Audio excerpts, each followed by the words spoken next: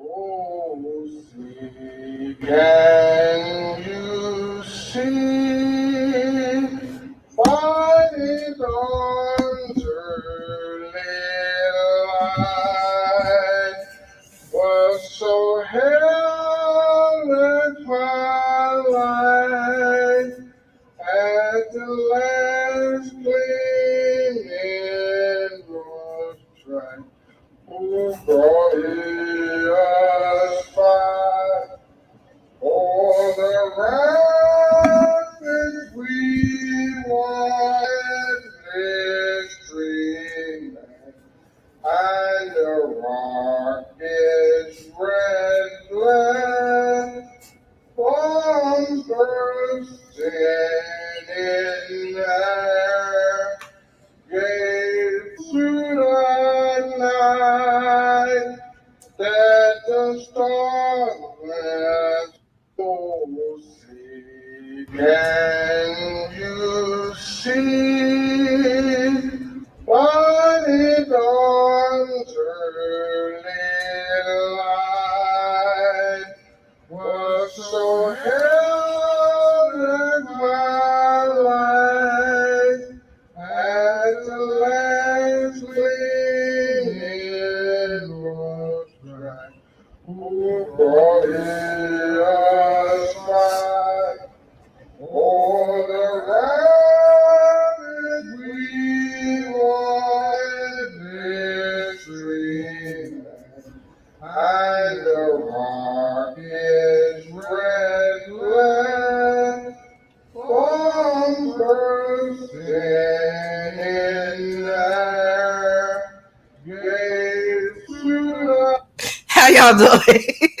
I wanted to start this live stream off with, a little dedication to the United States Star Spangled Banner.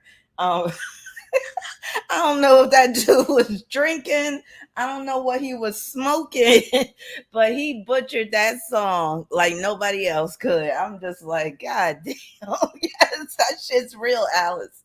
That is real. So I wanted to just kick it off on a very light note. Um, Welcome everybody. Happy July 4th. Let's see who we got up in here. Let's see. We got Dr. Ken, Diggable Planet. What's up? We got Soft Reset, King Jason. Hey Abu, how you doing? Hey Oro, how you doing? Yes, another Diggable Planet. We got the Golden Owl up in here, another Diggable Planet. Hey Gary Bell, you said my birthday kind of sucked, but daughter got me some pizza. Hey, it's always good to get some pizza. You said hungry as cancer. All right. Happy belated birthday and happy birthday to all the cancers out there. Sarah, we got Sarah up in the house, another diggable planet. We got Angela, another diggable planet. Indigo, what's up? All right, we got a lot of diggable planets up in here so far. We got Purple K, C Royalty, Autumn, the Bibliophile, Brandon, what's up? Hey, Inquiring Mind, another diggable planet. Hey, Connect, another diggable planet. We got Joy up in here. Josh. Hey, Josh. Hey, Tyreek. How you doing? Who else did I miss? Let me see. Now, I'm definitely not going to be all long tonight because I'm not feeling too well. Like, I scheduled this live stream yesterday right before I started feeling like icky. And I'm still not feeling too good. So, y'all just going to have to bear with me. That's why I had to start this off on a funny note because I'm just not feeling too good. It's that time of the month. Y'all ladies know what I'm talking about. I wasn't ready for it. So, yeah, but I'm gonna try to get through it. Hopefully, I could get through like maybe an hour, hour and a half, and I could always extend this out because I do need to talk about this Pluto return, the second round of the Pluto return for the United States, and that's going to be taking place this month. Let me tell you the date it becomes exact. So that's going to become exact July 11th, 2022. And y'all already been like noticing the effects of Pluto return because this country is being turned upside down, like with the economy. Oh, thank you, Golden Hour. I gotta respond to your email. I keep on having it like saved so I can respond to it, but I'll try to do that tonight. But yeah, Cancer season has been kind of I don't know, kind of been a downer so far. How y'all doing this Cancer season? Hey, lovely Gardenia. Yeah, Cancer will do it. Jenny said every woman I know is on their period right now. Yeah, I mean, it sucks. I'm tired of this shit. I'm ready for the menopause. I am really over this shit. Feel like a woman. Sometimes it's like I be feeling too much like a woman. I'm like, damn. I swear I was a man in a past life because I'm not used to all these womanly things. I be like, what the fuck? Golden Owl said my menses is just finishing. Well, you're lucky because mine's just started. I'm just like, I hate firecrackers too, Gary Bell. I hate them. I'm like terrified of them. I think I told y'all I had a panic attack last time I went to Disney World and they set those fireworks off. I was running for cover like I was in the Vietnam War. And speaking of the war, I will be talking about some of the wars that took place that the United States was involved in throughout its history. So before we even get into the subject of tonight's live stream, which is the history of the United States, because it is July 4th, it's Independence Day. The United States declared independence against Great Britain in 1776. But what's interesting is, and you know, this took place during the Revolutionary War. Now, that Revolutionary War, it wasn't over until 1783. So even though the United States declared their independence, that war, the Revolutionary War, it continued to go on. So it went on from 1775 to 1783. So that's just something to take into account. And then let me just pull this up real quick because I want to just let y'all know about this. I had showed this before during one of my live streams, but this is a nice necklace. It's custom made per your natal chart. I have one. It's by ephemeris.com, and my coupon code is right up there if you see it in yellow. So think about getting yourself one, or they make great gifts, and you can basically decide what house system to use, whether you want it to be tropical, Western zodiac, or the sidereal, like. And basically what you're looking at right now, that's a picture of my necklace, and it comes in, you could get black, silver, gold, rose gold, I think they have. And then what's so neat about this, once you place your order for your necklace, you're going to receive 3 reports. So one's going to be like a transit report for your current transits going into the future, and then the other one, I think it's about a year long of transits, and then you get a Saturn cycles report. And then there's another one too. Why can't I? Oh, the other one, the first one, I think it's just your natal chart, but it's, you know, kind of generalized. The one I like the best is the Saturn cycles report because it takes you all the way from the time you were born, going all the way up to the present day, and I think even into the future a little bit. And it talks about the major Saturn transits that you have going down. So it's good to, you know, sometimes look back on your life, and especially per Saturn transits, because Saturn deals with, you know, maturation and getting older and responsibilities and all that type of stuff, ambition, career, all that. So definitely I recommend getting one of these necklaces. Again, I love it. The quality is on point. It has a nice weighty feel to it. Like it's not all lightweight and all cheap feeling. It's very quality, a high quality product, I'll say, and I really stand behind it. So expect to see me promoting ephemeris.com more often because yeah, I really like their products and I stand by what they do, and you know I'm all about astrology and all that. Thank you so much, Temperance Cold Tarot, for your lovely super chat. Thank you so much. That's so generous of you. And before I forget, I did have a Diggable Planet send me a question. So let me talk about that right now before I get into this United States situation. So let's see. Where are we at? So she just wanted to know, what does the North Node 7 degrees in Leo in the seventh house mean? Well, that seventh degree, it's like Neptune. And with that, some good things can come upon that or come through that, some bad things. So on the good side, you could attract a partner who is an artist. They could be an entertainer or a performer. Maybe they're really good at singing, or maybe they're good at photography or videos and stuff like that. That's also good for creating a YouTube channel that becomes popular with the seventh degree of Leo. And it could be a YouTube channel where you are talking about celebrities. You could actually meet at least one celebrity at some point in your life while you're out and about. Also, that seventh degree is very much about compassion and sensitivity. So you could attract a lover that is bringing that to the relationship. Now, I'll say on the neutral end, because this could be either good or bad. That seventh degree does deal with secrecy, so there's a chance you could be in a secret love affair with it being in the seventh house. But it can also mean if you're married or in a long-term commitment, your partner might start a secret love affair, outside the marriage or a long-term commitment. Also, partner could have some issues with drug and alcohol use. They might hit the bottle a little too hard. They might be a little unrealistic when it comes to investments. And you just got to be careful of people, trying to get you in on a certain investment or even a multi-level marketing scheme. You probably got approached a number of times about like the multi-level marketing schemes. Like for instance, what's one of the most popular one? Herbalife is one. They had that LuLaRoe. There's so many out there now. Even Avon and Mary Kay, those are considered multi-level marketing. So you might have had people trying to sell you this stuff or people approaching you for it. You just got to be careful about basically agreeing to an investment unless you've thoroughly checked it out with that situation.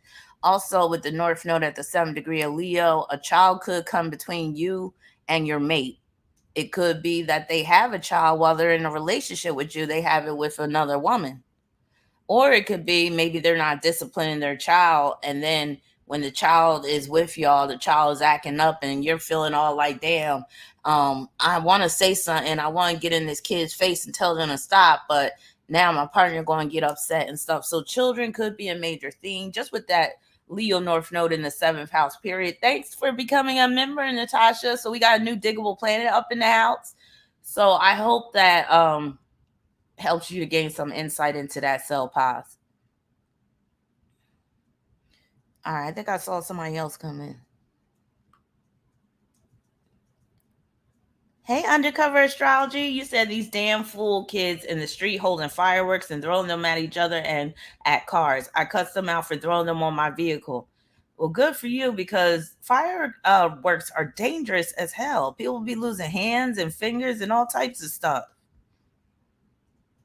Now, what's been going on lately in the news? Before I get into this, hey, KE, what's been going on lately in the news before I get into this United States situation? Oh, say, can you see by the dawn's early light? I gotta do this song justice since that cop wanted to butcher it. Was that a cop in that video? So proudly we hail at the twilight's last gleaming, whose broad stripes and bright stars through the perilous fight. All right. Somebody posted, okay, King Jason, there you are. Thank you for your super chat. You said, should I keep my apartment or move back home? Why you always, I swear you always talk about moving somewhere. Should I keep my apartment or move back home to save money to move to my sunline in Cali? All right. Should you keep your apartment or should you move? That Star Spangled Banner, I was thinking about today. That's a good song. But it's all about war, That's the United States, though. The United States is a very warlike country. They don't know nothing about neutrality.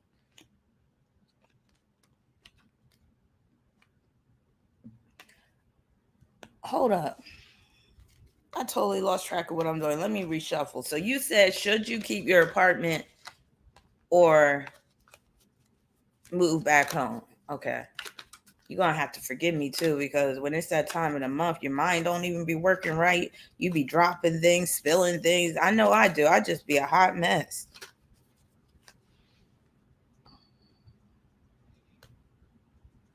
And the rockets red glare, the bombs bursting in air. See the bombs bursting in air and stuff again. Violence. America is a very violent country. I mean, it's been founded on violence, basically. All right, so I got the Emperor. So that's saying keep your apartment for now and really plan your move. Like, this is not a time to be doing any, like, spur of the moment type moves. So keep your apartment now, and when you get to the end of your lease, you'll know when that's coming and just start planning accordingly. Yeah, America is a violent ass nation, and it's just getting more and more violent. Connect said last month I got to sing the Star Spangled Banner at an event with Magic Johnson. Wow, I know the history, but I love singing that song. Now, Connect, she got some pipes on her. I know you did well with that Star Spangled Banner because, yeah, you got some pipes on you. You got a lovely singing voice. I would have loved to hear that. Thank you, Self Made. Thank you for your super chat. You said, what would be Mercury trine in 2 degrees Leo, trine North Node at 3 degrees Aries? Also, Chiron, 4th trine Pluto in Scorpio in the 8th house. Well, you got that nice creative trine, and your creations could be very original with the Mercury trine Leo North Node. You also might be good at creative writing with that. So you might end up being able to crank out a few novels. I would definitely advise you to start writing with that. Also, that's really good for your leadership position. So if you're employed, you might be promoted to a leadership position, a position within management, supervisor position rather quickly. Also, that's good for quick investments, putting some money in but taking it out as soon as you start to see growth or whatever like that. More so short-term investments instead of long-term investments. Also, that could deal with where you meet a guy and next thing you know, y'all have a child and things are lovely and all that good stuff. I mean, that can produce a really good relationship with a child. And then you said Chiron, trine Pluto, and Scorpio in the 8th house. With that, you could be getting a special program, could be like a first time home buyers program, special deal on a mortgage. You're welcome, King Jason. Um, Also, you might be in a situation where you don't have to pay much rent, or maybe you don't have to pay rent at all with that. All right, who else we got? Melanated Sun, thank you for your cash app. I mean, your super chat. You said, I have a dilemma. Should I choose the Sag or the Cancer? Well, both of those signs can be problematic. So let's see. Should you choose the Sag or the Cancer? The Cancer will be more long lasting, more than likely. The Sag, that could be basically like something that starts off with a bang and then ends with a fizzle and ends with disappointment. To expect to be disappointed when dealing with a Sag, that just comes with the territory. But then expect to be drowning in the Cancer's tears. So that's another one. All right, so you said, should you choose the Sag or the Cancer? I'm just going to pull one card and see what the cards tell me which one it's going to be. Sag or the Cancer?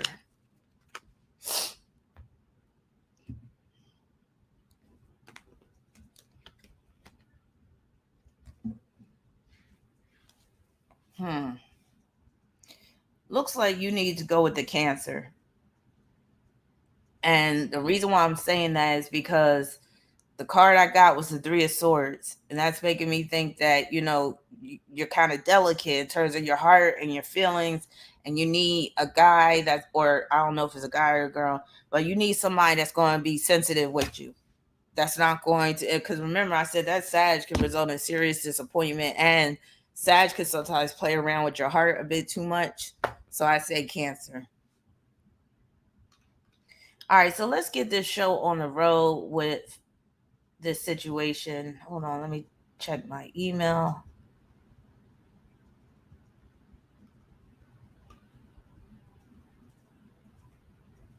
Hold on.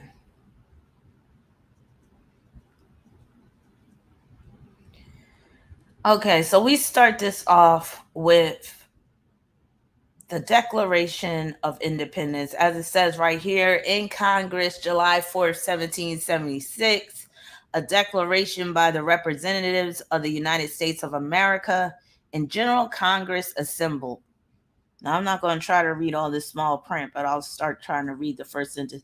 When in the when in the course of human events it becomes necessary for one people to dissolve the political bands which have connected them with another, and to assume, this is when they wrote S's that look like F's. This is why it's hard to read. And to assume among the powers of the earth the separate and equal station to which the law of nature and nature's God entitled them, blah, blah, blah, blah. Okay.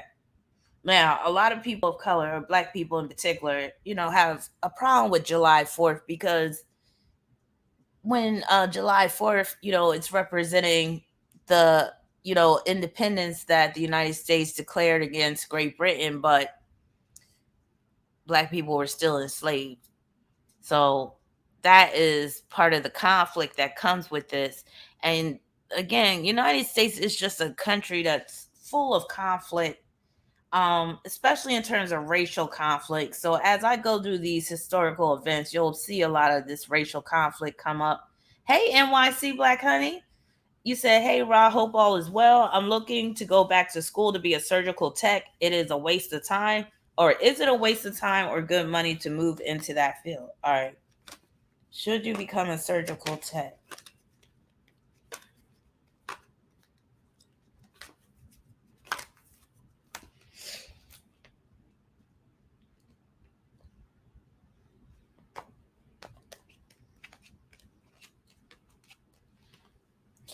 It looks like it would be a good move for you to enter that field as a surgical tech. I got the 9 of cups followed by the 8 of cups, and that's basically like going beyond where you're currently at to something different. So yes, good luck to you. And that sounds like a profession that's going to make you a lot of money, and I'm all for that. So let me just thank you for your super chat, Janae. Let me answer it real quick and then I'll get into this situation with the United States. You said, after my divorce, should I go back to keeping lovers or hold out for the next best man? I love this question. Should you go back to keeping lovers or hold out for the next best man? When you said go back to keeping lovers, I just visualized a line of men at your door just waiting for their turn.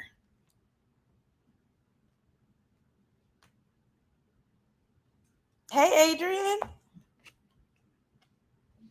Oh, I got the 9 of swords. So that's basically like go back to keeping lovers. Because that's like a string of lovers that you have. Have fun. That sounds like a lot of fun. But then again, it all depends on how old you are. Because if you're around my age and you're looking for guys that are in their 40s, you might be in for a lot of disappointment because these men, they are like getting old real quick. Like once they get in their 40s, they're going to start slowing down. They won't have that stamina like they used to have. Some of them are already taking Viagra. I mean, it could be real disappointing. I'm going to just tell you, sex in my 40s has been extremely disappointing. I'm trying to think, have I even had sex since I've been in my 40s? I'm 46. The last time I had sex was 2017. So that was what, 5 years ago? Oh God, I don't even want to think about it. But anyway, yeah. Good luck to you with that though. I'm rooting for you. Let me know how it turns out. All right. Wait a minute, Mickey. You say, "Oh my God," because of my celibacy. Yeah, it's been a long time. I don't miss it though. I really don't because and when I think about all the issues that come with it in terms of trying to get back into it, I'm like, nah, I'm cool. I'm cool. I don't need that. See, if I could just separate the dick from the man, that'd be okay. But there's a man that comes attached to that dick, and that's the problem. It's not the dick itself so much, it's the man attached to the dick. That's the problem. And you just can't duplicate that feeling with toys. You just can't. I don't care what nobody says. It's just not the same. Ayla said, I don't miss sex as well, right? Welcome to the celibate club. Yeah, I mean, it's just too many hassles sometimes. A shooting happened today. Are you talking about the one in Chicago?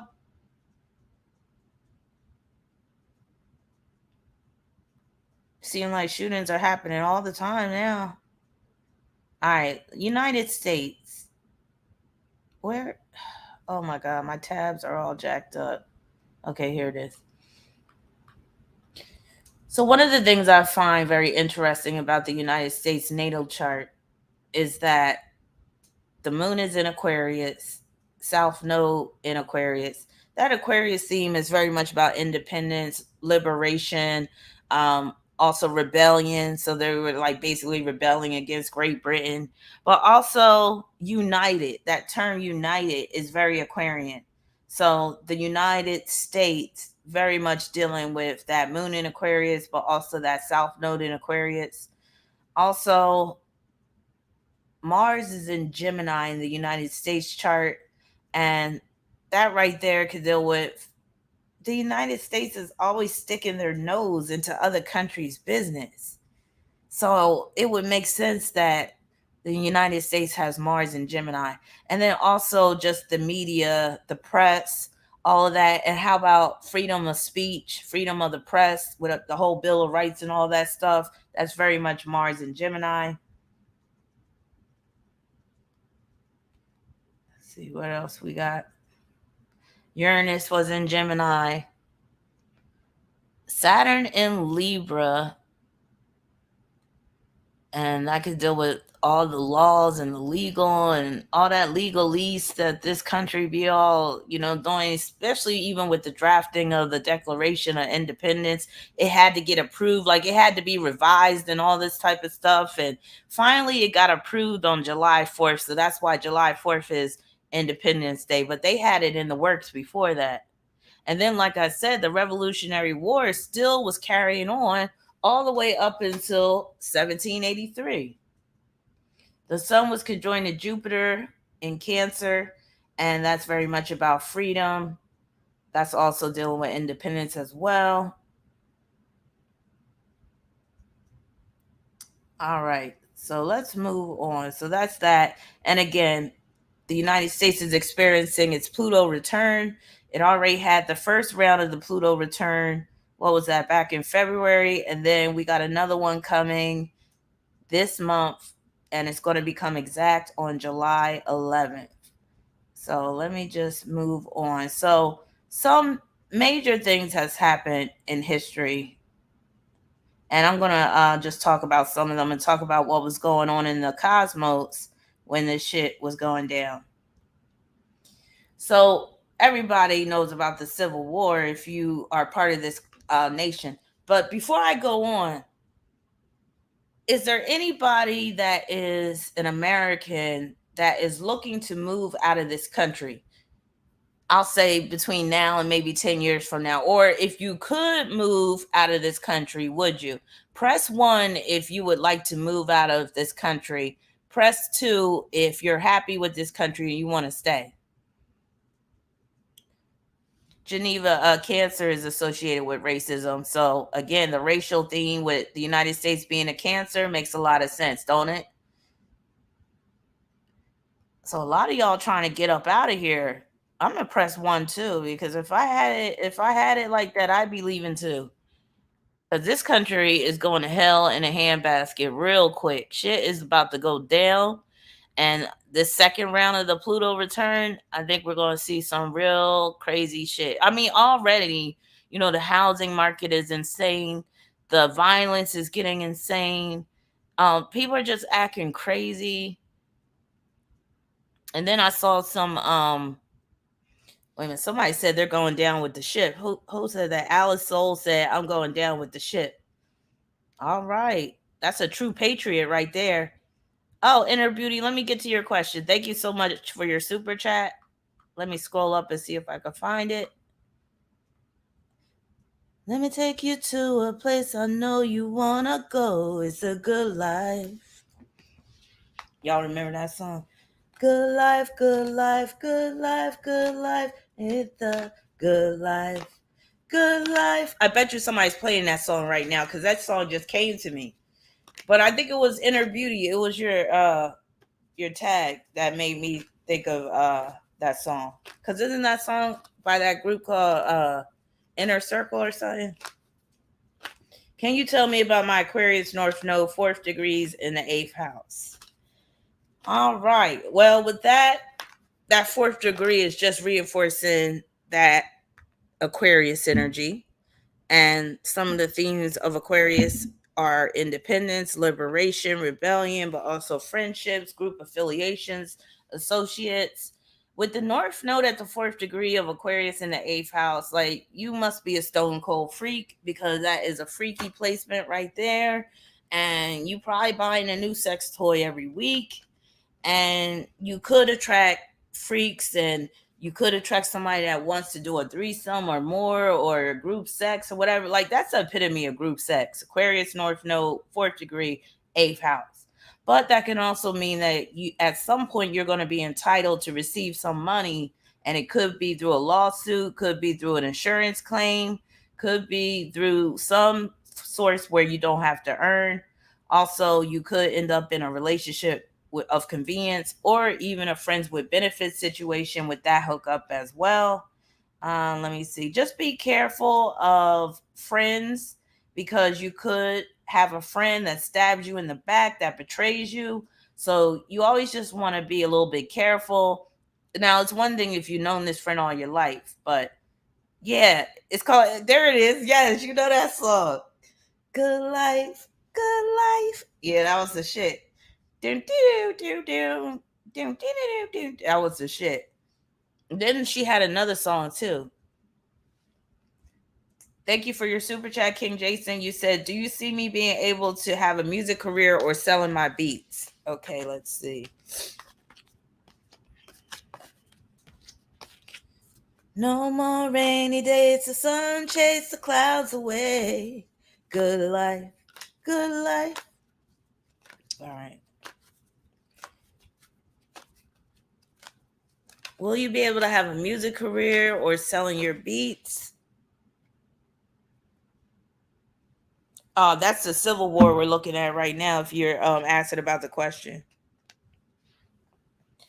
So I'm seeing where you would do well making this a side hustle, or this being a side gig until you really build up your skills. Because I got the Seven of Swords. So that's, to me, it's more so selling your beats more so than anything else. So continue to make those beats, because it look like some of them are going to make you some money. So yeah, I would focus on the beats, but I wouldn't make it your sole source of income, at least just yet. Oh, so it's storming in Georgia? Ain't that the shit, Golden Owl? Yeah. What's another club song? Don't make me wait. Come into my house. Give me body. Don't make me wait. Come into my house. Deep, deep down inside. Deep, deep down inside. Deep, deep down inside. That was the shit.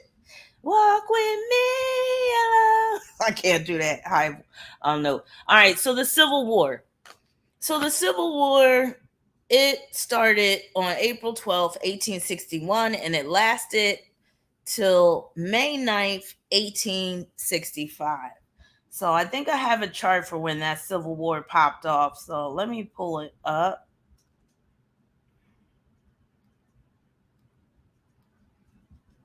All right, Civil War. My bad, I clicked on the wrong thing. So, and y'all know that the Civil War wasn't about really ending slavery. Actually, let me just pull up some information about this Civil War. But Lincoln ended up getting himself killed as a result of this.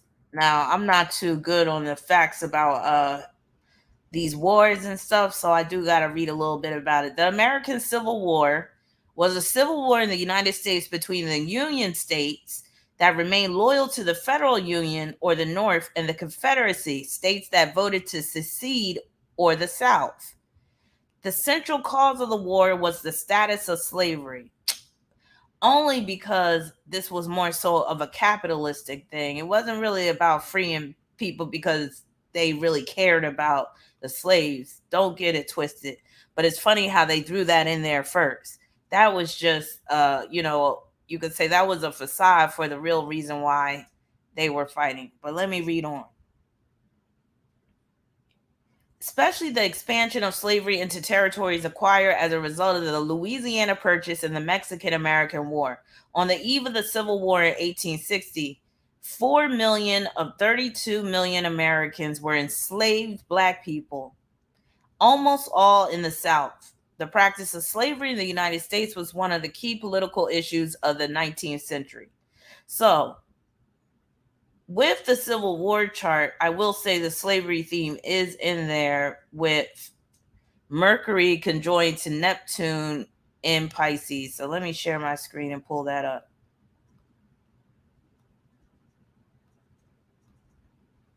But again, it wasn't really about, oh, slavery is bad. We shouldn't be treating these people like this.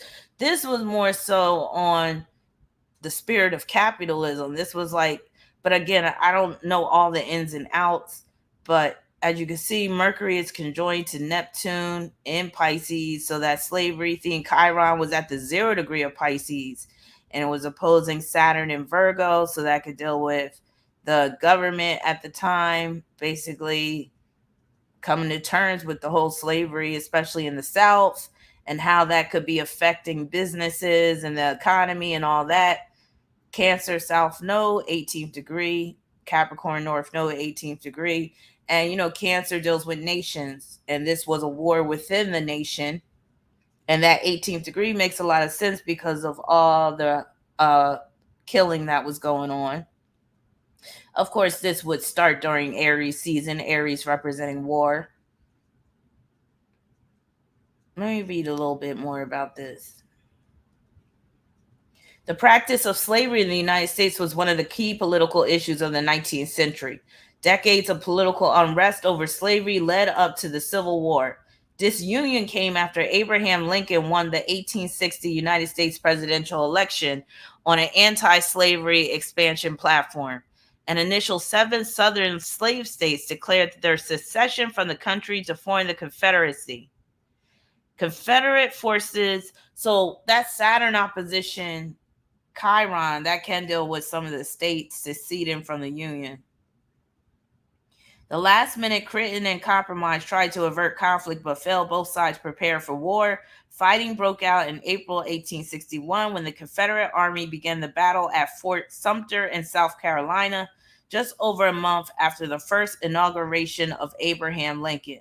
The Confederacy grew to control at least a majority of territory in 11 states and asserted claims to 2 more. Both sides raised large volunteer conscription armies. 4 years of intense combat, mostly in the South, ensued. So let me just put the Civil War chart up against the United States natal chart and see what transits were going on. If I could find out, damn, okay.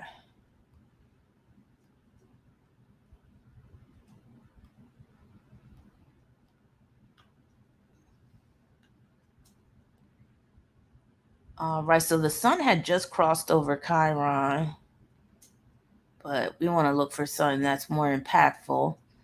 The United States was going through their Uranus return. So that's really interesting because, that Uranus is rebellion. It's also succeeding. It's like separation. So that is the main transit right there, that Uranus return. And then Mars was conjoined to Uranus as well. And that's like kicking everything off. Let's see what else was going on.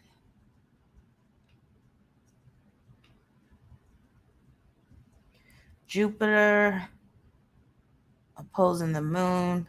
But that's basically not even, that's a little bit too far away. But Jupiter was stationary and in Leo, so that could deal with something involving Abraham Lincoln. They said it happened I think shortly after his first inauguration. All right.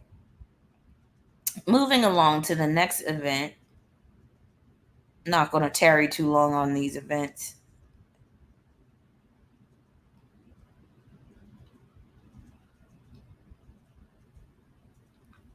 All right, where is on.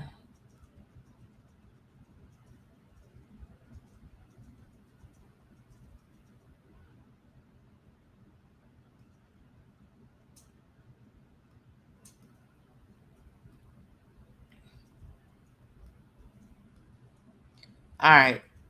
So Abraham Lincoln, you know, he got shot by John Wilkes Booth. So Abraham Lincoln, he was president during the Civil War, and he was assassinated on April 14th, 1865. So let me read a little bit about why he was assassinated, because I'm not exactly clear on this story. I'm not a big fan of American history.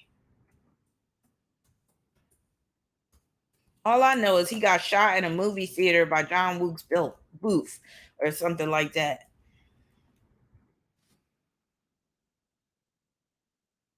And let me put the United States chart up against that assassination day.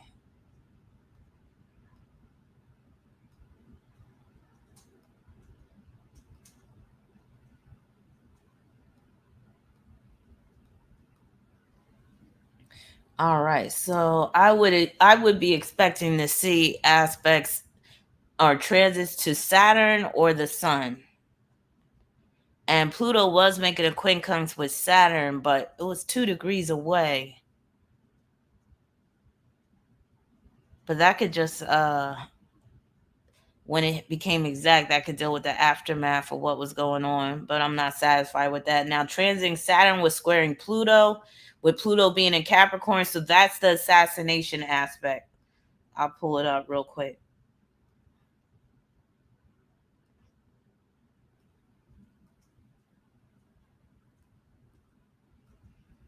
Okay, so on the day that Lincoln got assassinated, transiting Saturn was in Libra and it was squaring Pluto in Capricorn. Capricorn representing government, but also a president. So that's the assassination aspect right there. And the ascendant, because I have the exact time of when he was killed, the transiting ascendant was opposing the United States Uranus. And that could have created this uprising and, this serious upset. And of course, people weren't expecting something like that to happen. All right, so let me read a little bit about this whole situation with Abraham Lincoln.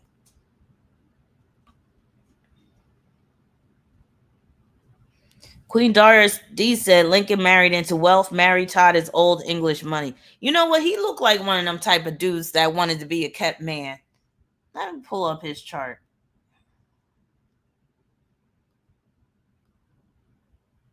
All I know is he looked like he had some serious issues. Now, Lincoln was an Aquarius, and he had a Pisces stellium. He had Mercury conjoined to Pluto. That could deal with something that he says or does make him marked for death. And then he had Jupiter conjoined to Pluto. He had Venus in Aries. Mars in Libra, so he was the type to flip flop. It was probably his flip flopping that got him killed. So he had Mars trine Sun. So I believe what you're saying, Queen Dara, about him marrying up with that. Like, and that could deal with, like, he strategically saw her out. And he has a Taurus South Node. All right, so let me read a little bit about Lincoln and his situation.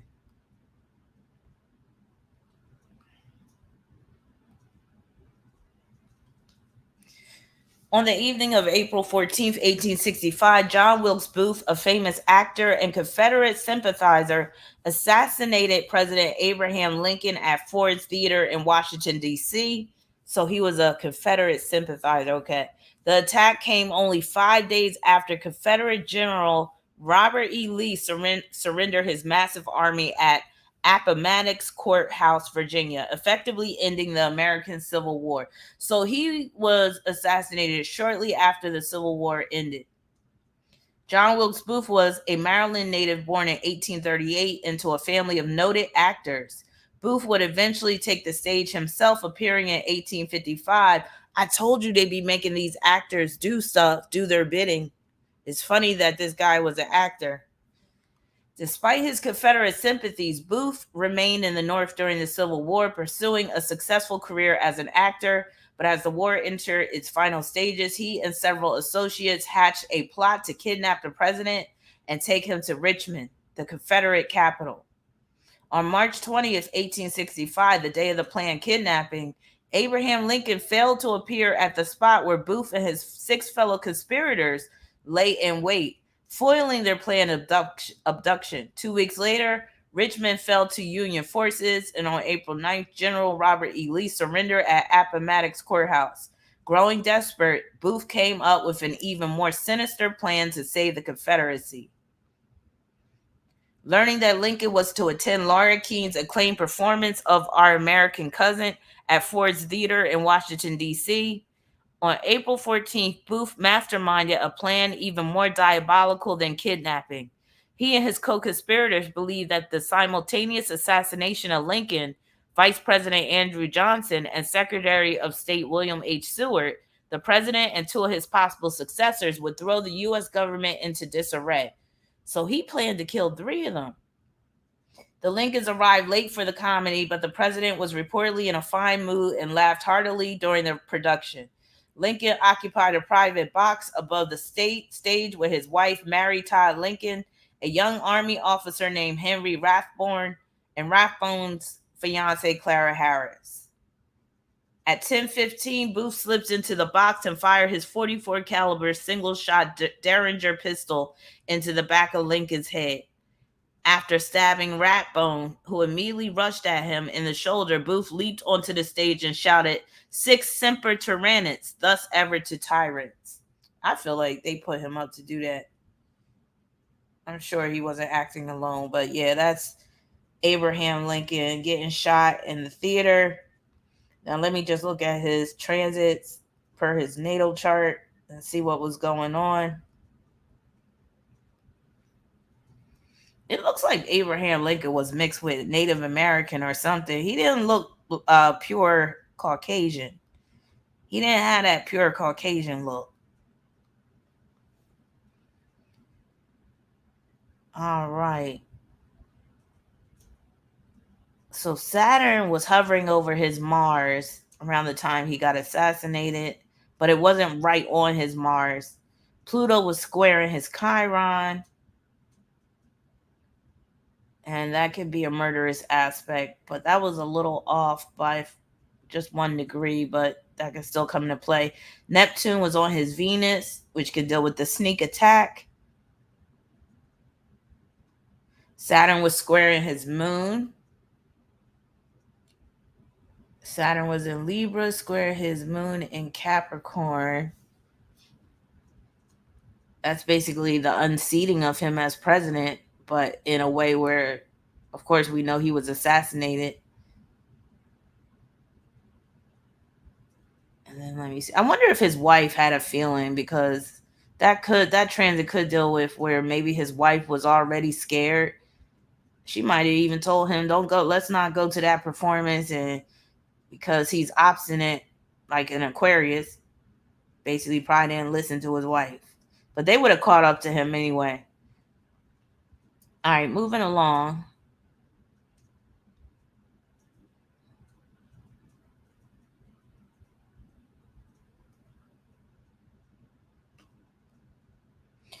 All right, the Great Depression. So this was a major time. Oh wait, let me switch screens. The Great Depression. So this was a major time in America where poverty was at an all-time high. And it looks like we're kind of headed back to that. I'm not going to say we're heading towards the actual Great Depression, but you never know. We might be seeing lines like this in the future. President Biden already said a couple of months ago to prepare for food shortages. I hope y'all are stocking up on food and stuff. I have a feeling come the fall, things are going to get really ugly. But I feel like a lot of this is manufactured. I don't feel like all of what's happening is organic. And perhaps the Great Depression was manufactured as well. So the stock market crash of 1929 popped off the Great Depression. So I have the chart for the stock market crash that took place October 24th, 1929. And the Great Depression lasted between 1929 and 1939. A lot of our grandparents could have been born during this time, or if you're younger than me, great grandparents could have been born during the 30s. And they had it hard, they had it rough. You said it's a currency reset. Yup. And again, with these major events happen, I think it's kind of strange how it lasted 10 years exactly, 1929 and 1939. I'm like, come on now. That sounds like that could have been already pre-orchestrated. And this could have been a big power grab, a big money grab back then. Queen said, Andrew Mellon is the reason that Mellon family. JP Morgan was also involved. And think about it. They've been in control ever since. They've been in control ever since. So let me just look at the chart for the stock market crash of 1929.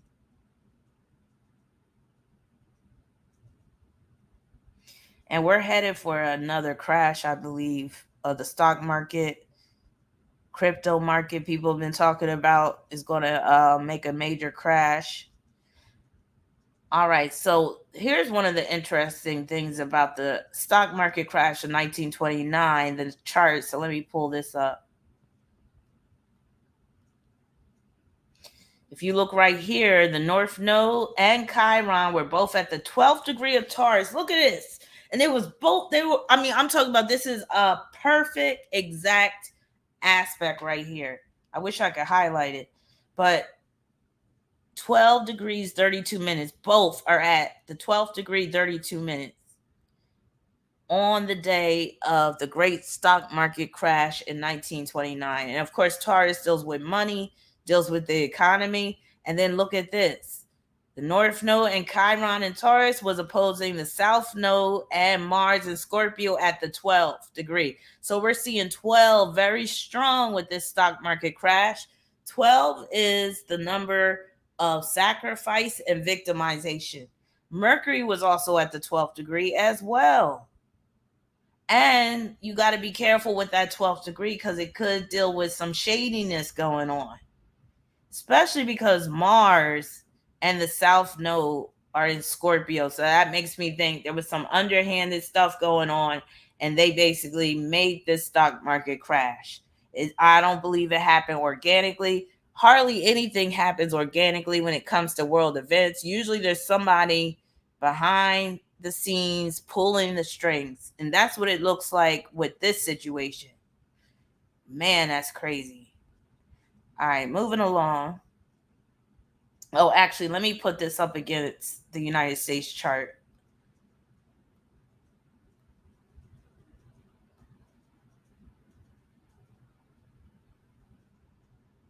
All right, where is it? Okay, here it is. All right, so let's see what was going on. Nope, that's too far away. So Pluto was squaring Chiron in the United States chart. Now, I'm not going to say that definitely tripped off the whole stock market crash, or that's not really showing much, but I know a lot of people were hurting financially off of that. So, but again, because of the Pluto influence, it could have been something that was pre-orchestrated behind the scenes. But nothing else was really standing out besides this Pluto square Chiron. All right. Okay. Moving along.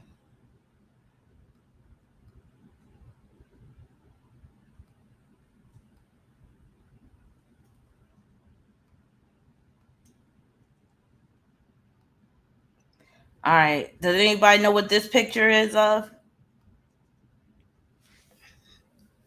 Hey, Akita, you said Japan is one big debt bubble. Hey, Roma. Hey, New Eyes. That 13 is death. But it doesn't have to be a literal death. It could be a figurative death, like a transformation. Yes, Tyrell, you got it. Pearl Harbor. Yes, that is an image of Pearl Harbor when Pearl Harbor was being attacked by the Japanese, and basically this basically prompted the United States to enter World War II. So Pearl Harbor took place on December 7th, or I should say the attack on Pearl Harbor took place on December 7th, 1941. Now, some people, some conspiracy theorists have speculated that the United States set this up as an excuse to enter World War II. And the United States, they entered World War II kind of towards the tail end of it. But yeah, it was like they could have saw that, oh my God, all this money to be made through this war, because whenever there's a war, there's these people up at the top, they're going to get rich. So I don't know if it was a money grab situation or they were trying to have strongholds in certain territories.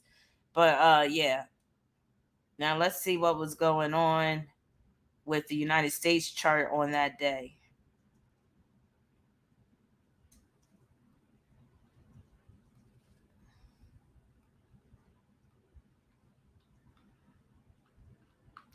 All right, so we got the U.S. and then we got, where's Pearl Harbor?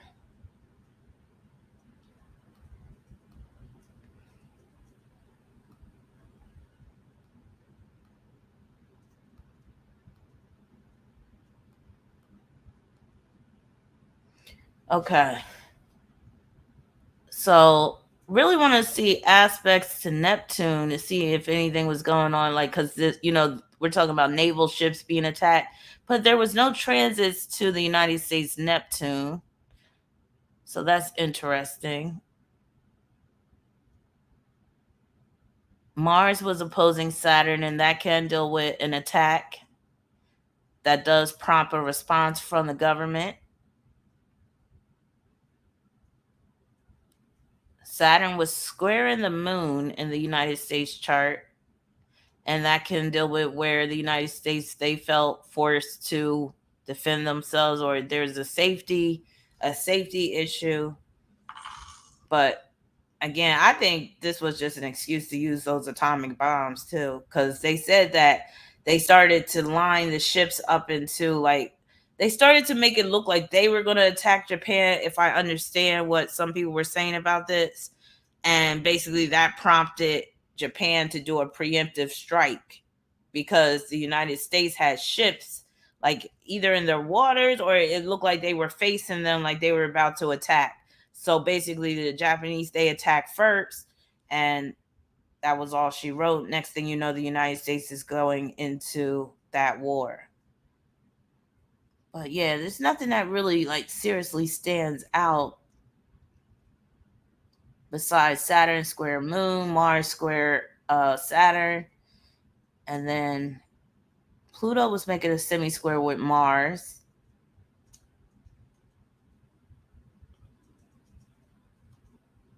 All right, moving along.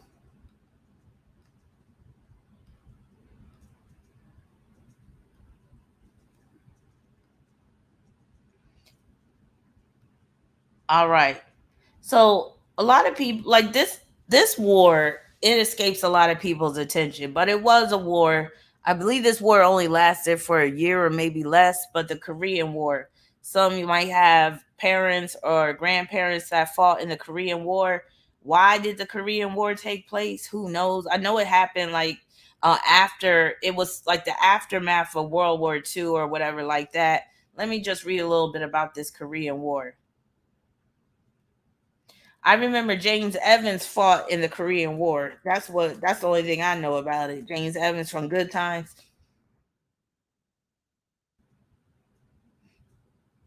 Now, the Korean War was fought between North Korea and South Korea from 1950 to 1953.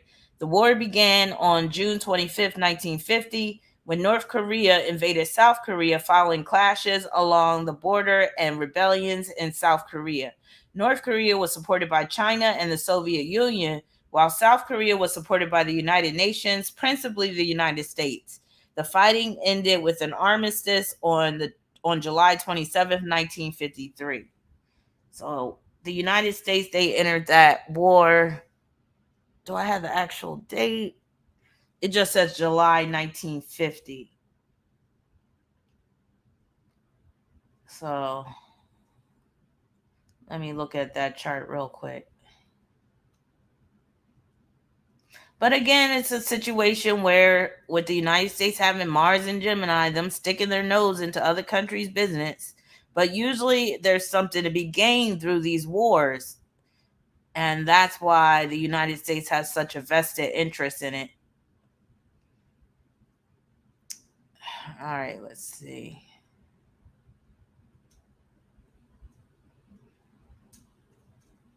So Mars was conjoined to the South Node in Libra, and that is like an aspect that can deal with an intervention because of the Libra theme, war intervention. North Node being in Aries, second degree. Sun and Uranus squaring the Aries North Node. That could be going to war against a nation.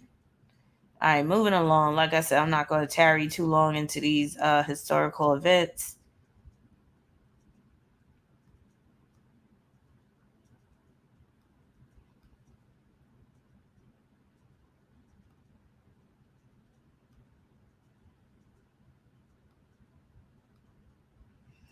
Hey, we got another member. Hey, Free Spirit Forever. Thank you for becoming a diggable planet. All right.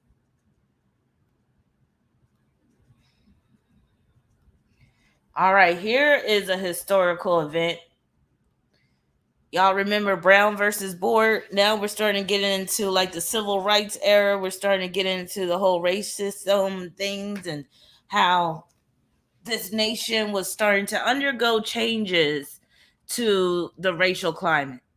Oh, Brandon, let me get to your super chat so y'all can marinate on that image real quick, because that very much does depict what America has dealt with. Thank you for your super chat, Brandon. You said, "Hey, Rod, in a phase where I want to focus on friendships from an astral perspective, any insight on what signs I could focus on?" Taurus Sun, much thanks. All right, I'm gonna pull 3 cards and see what I can get out of these signs. Of course, you could gel well with Earth signs, but I'm not gonna be all generalized like that. Earth and water, that's your best friends.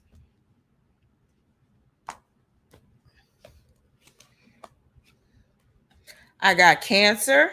There's your water. I got Pisces.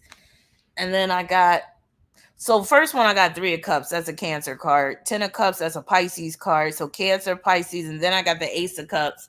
And that's like all 3 water signs rolled into one. So it looks like you need some water in your life in terms of friendships. So I would focus on making friends with water signs, which makes sense because earth and water is compatible in general. And that could deal with a long-term friendship. So good luck with it, making these friends. Did anybody else have one? Oh, and I think I got a Cash App. Let me just check this out. Let me also see what y'all are saying.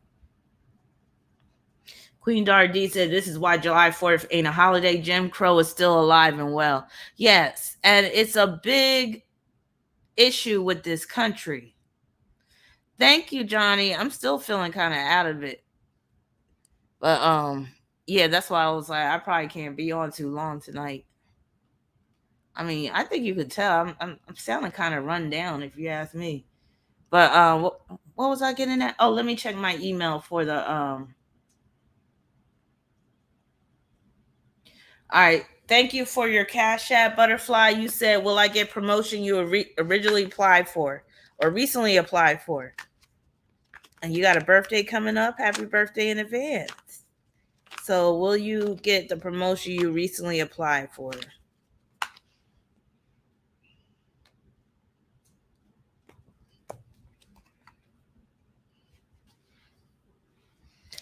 I got the 5 of Cups, and that looks like a no, unfortunately. But maybe something else better is coming your way. Maybe you could look at it like that, Butterfly. So, or maybe it'll just be the next time around. Oh, Oro, I saw your email. I'll get to it in a minute. So yeah.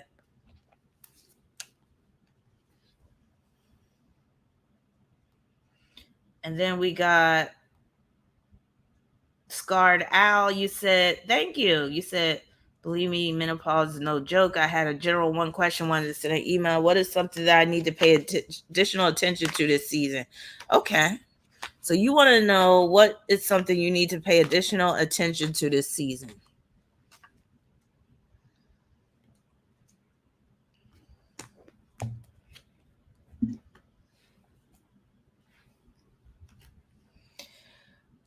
I got the Four of Cups. And that could be that there is some opportunities around you, and it might even involve an opportunity to make some money, and you need to just be ready for it when it comes. So definitely, but also I'm getting where there could be an issue just with your fluid intake. So maybe you're drinking too much, maybe you're drinking not enough. Could be water, could be some type of something that you're taking. So just I'll just say don't overdo it. Moderation is key. Sometimes it may not be a good thing if you're drinking too much water because you could be putting too much of a strain on your kidneys or whatever. But yeah, because I'm getting fluid thing, and with that Four of Cups card, it is basically like you got these three cups in front of you. Somebody offering you another drink. I'm not trying to call you an alky or nothing, but like I said, it could be water. Thank you so much, Kawaii Honey, for your super sticker. Thank you so much. That was so generous of you. All right, then Oro. Let me see. So you said, speaking of moving, would it be a good idea for me to move to another country within the next 10 years? And if so, should I start traveling next year for a new home country? These countries better get ready because a lot of us Americans are getting out.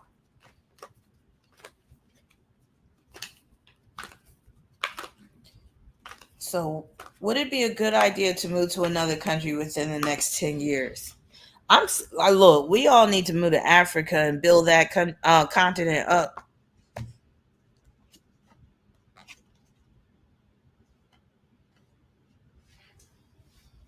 So, I'll say that it is a good idea to move within the next 10 years. If you don't, you might feel stuck because I got the devil card. So, if you're going to make your move, then you should start planning it now, even if it's going to take place 5 to 10 years from now, or at least start thinking about where you would like to go. And then the second half of your question, that's a yes. You should start traveling next year for a new home country. So exactly what I said. So, yep. And actually, that devil card can deal with dual citizenship. So you might want to see if you could still hold on to your U.S. citizenship and get a citizenship in another country as well. You're welcome, Scarred Owl. All right, so this picture I found by Googling Brown versus Board of Education. And Brown versus Board was a landmark Supreme Court decision that dealt with segregation. So let me read a little bit about this situation. So even though enslaved peoples in America, enslaved black people in particular, even though they were emancipated in 1865, was it 18? I always like it's why does it seem like such a discrepancy with this shit? I know something happened in 1863, but I don't think like the emancipation took place or where all the slaves were freed until 1865, and then you have Juneteenth, something happening with that. It's just all convoluted. But anyway, it took all the way up to where's Brown versus Board? Why can't I find it? Oh, I gotta pull it. It took all the way up to the 1950s for things like this to be addressed. Segregation. So, Brown versus Board of Education of Topeka was a landmark decision of the United States Supreme Court in which the court ruled that the United States laws establishing racial segregation in public schools are unconstitutional, even if the segregated schools are otherwise equal in quality. The court's decision partially overruled its 1896 decision, Plessy versus Ferguson, declaring that the separate but equal notion was unconstitutional for American public schools and educational facilities. It paved the way for integration and was a major victory of the civil rights movement and a model for many future impact litigation cases. The underlying case began in 1951 when the public school system in Topeka, Kansas refused to enroll local black resident Oliver Brown's daughter at the elementary school closest to their home, instead requiring her to ride a bus to a segregated black school farther away. The Browns and 12 other local black families in similar situations filed a class action lawsuit in the U.S. federal court against the Topeka Board of Education, alleging that its segregation policy was unconstitutional. A three-judge panel of the United States District Court for the District of Kansas rendered a verdict against the Browns, relying on the precedent of Plessy versus Ferguson, in which the Supreme Court had ruled that racial segregation was not in itself a violation of the 14th Amendment's Equal Protection Clause if the facilities in question were otherwise equal. So to skip forward, it says in May 1954, the Supreme Court issued a unanimous 9-0 decision in favor of the Browns. The court ruled that separate educational facilities are inherently unequal, and therefore laws that impose them violate the Equal Protection Clause of the 14th Amendment of the United States Constitution. However, the decision's 14 pages did not spell out any sort of method for ending racial segregation in schools, and the court's second decision in Brown 2. What? Oh, that's what I'm hearing. These damn firecrackers. I'm getting scared. I was like, what the hell? I thought somebody was shooting outside of my window. Y'all hear that? I was like, what the hell? I forgot it was July 4th. Do y'all hear that? I'm about to go outside and tell them to knock it off. Ain't nothing to celebrate. Let me stop. But anyway, that Brown versus Board was a landmark decision case that addressed the segregation, basically ruled it unconstitutional, and that was that. So let me look at the transit chart. I have the chart for when that decision was reached by the Supreme Court and where the Browns were triumphant.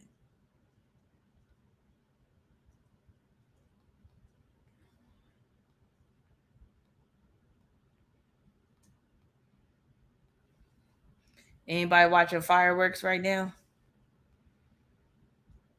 All right.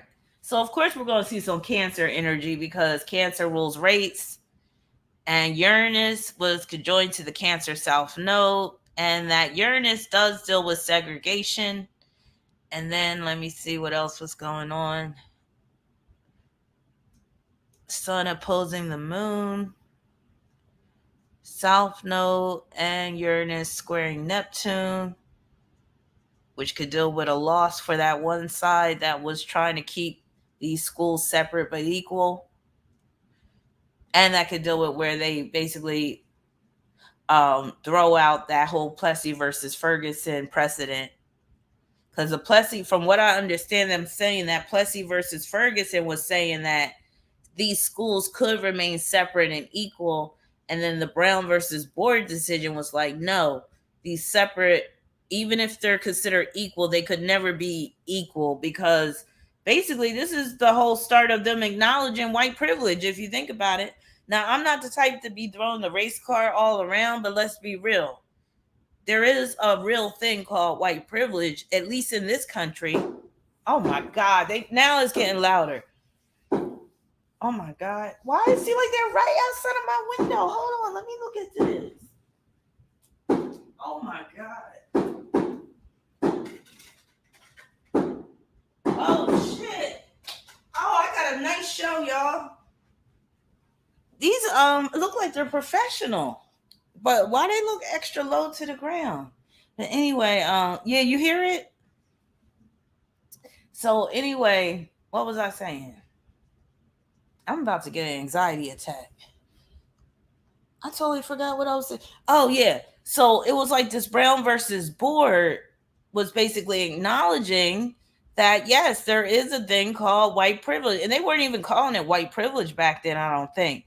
But basically, they were saying that if you have these separate schools with race, the black children or the children of color will always be behind the whites because the whites just have these privileges and they have better access to resources and all that type of stuff. Autumn the bibliophile said Plessy versus Ferguson was about black and white people having separate facilities like bathrooms, restaurants. Yeah, you can hear that? They're probably going to start back up again.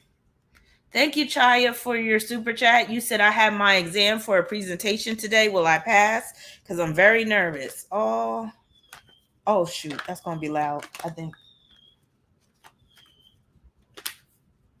As long as they just don't have them cannon ones, that's right near. Oh, my God.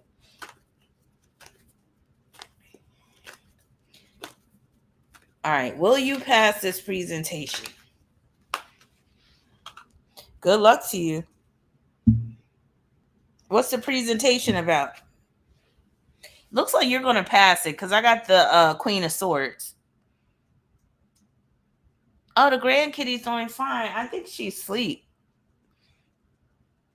My daughter, she went out with her boyfriend till July 4th. I think they went over his family's house. So I guess they're enjoying the fireworks, and I've been left alone to babysit my grandkitty once again. Me and my grandkitty, we getting real tight though, because it's always just me and her nowadays. Just about. But yeah, so that was Brown versus Board. Again, landmark case that really addressed segregation. But if you notice, there's still segregation going on. It's just not that it's institutionalized, because you still have schools that are 99% black and they're underperforming. So even though they had this decision, you still are dealing with the segregation in a lot of areas. And that's just the way it is in a lot of places. All right. Next, we have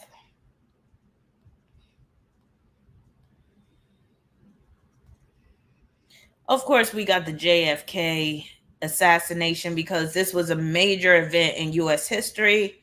And John F. Kennedy, he got assassinated on November 22nd, 1963. You know what I say about that 22nd? That can deal with sudden death. So he definitely experienced that sudden death with the whole assassination. So let me just pull up that chart.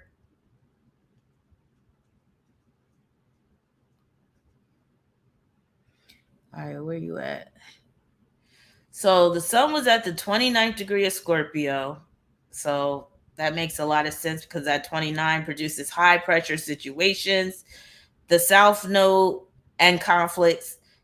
The South Node was at the 13th degree of Capricorn. Let me share my screen. And that right there is the death of a president. New Eyes, I think you were asking about the 13th degree. And I was saying that 13 is death. And here it is right here in the assassination chart of John F. Kennedy, 13 degrees Capricorn. That's the death of a president all day. Jupiter in Aries was squaring that Capricorn South Node. That's him getting shot up. And with it being Jupiter in Aries, that's just showing you that it wasn't one bullet. You know how they had that one bullet theory? And this was a situation that rocked the nation. So that Jupiter in Aries squaring the Cancer North Node makes a lot of sense. Mars was in Sagittarius conjoining Venus, Mercury in Sag. All right, let me put this up against the United States chart.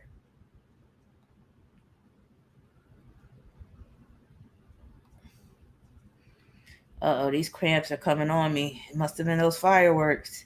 Got me all tensed up. Okay. JFK assassin. Oops, I got it mixed up. U.S. JFK assassination. All right. So what was going down? Oh, look at that. Oh, wow. That's telling. Am I sharing my screen? Hold on. So on the day that JFK got assassinated, the transiting north node was right on the United States sun.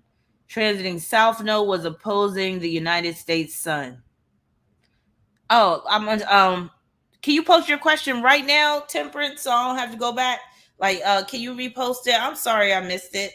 But yeah, repost it while I'm looking at this chart. So yeah, that's very telling. That 13th degree again. And the sun deals with presidents too, because the sun rules leaders, kings, all that. So yeah, that's the main transit affecting the United States chart that dealt with the assassination. Trinae said it was really barbaric, this assassination. It took me a while to actually watch the video of him being shot. Yes. Queen Dara D said, I think LBJ killed him. He might have. Kennedy married into wealth just like Lincoln. Yeah, let me see what else was going on. Was that Uranus square Uranus going on? Hold on. Where you at? Yeah, Temperance, if you can retype your question. I'm sorry about that. Hold on. What am I looking for? I just lost my train of thought. Oh, I gotta look at this up close. Okay, so Uranus was squaring the United States Uranus right there during that time. So that could deal with some shocking event that basically rocks the nation. And it's interesting that Uranus is in Gemini in the United States natal chart, because this happened while he was driving a car, and John F. Kennedy was a Gemini too. But I feel like that Uranus square Uranus is pointing to there was a faction in the government that killed him. Because that Uranus can represent groups and factions. All right, where are you at, Temperance? I've been waiting for a girl like you. All right, but yeah, that was a crazy time in history. And it seemed like this country just got darker after that. I've been waiting. Temperance, I'm waiting. All right, let me go back up and see if I can find your question. I've been waiting for a girl like you coming to my life. Believe it or not, that's one of the 80s songs I don't care for. Who sang that? Foreigner? I've been waiting for a girl like you. All right, maybe you'll post it again. Again, it's going to be a lot to have to go through. Like, did you attach it to your super chat, or did you post it separately?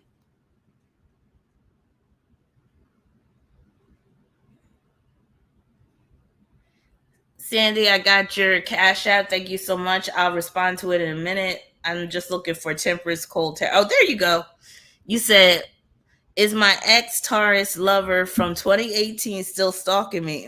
From 2018? How many years? What, that was 4 years ago? Okay, you said, is my ex Taurus lover from 2018 still stalking me? That was my question. Okay. Well, Taurus is a very persevering sign. Let's see. Is he still stalking you? Queen Dardy said JFK botched the Bay of Pigs invasion of Cuba. The similarities are crazy to me to Ukraine. I got the 8 of Cups, Temperance Cold Tarot. So it looks like he's moved on from stalking you.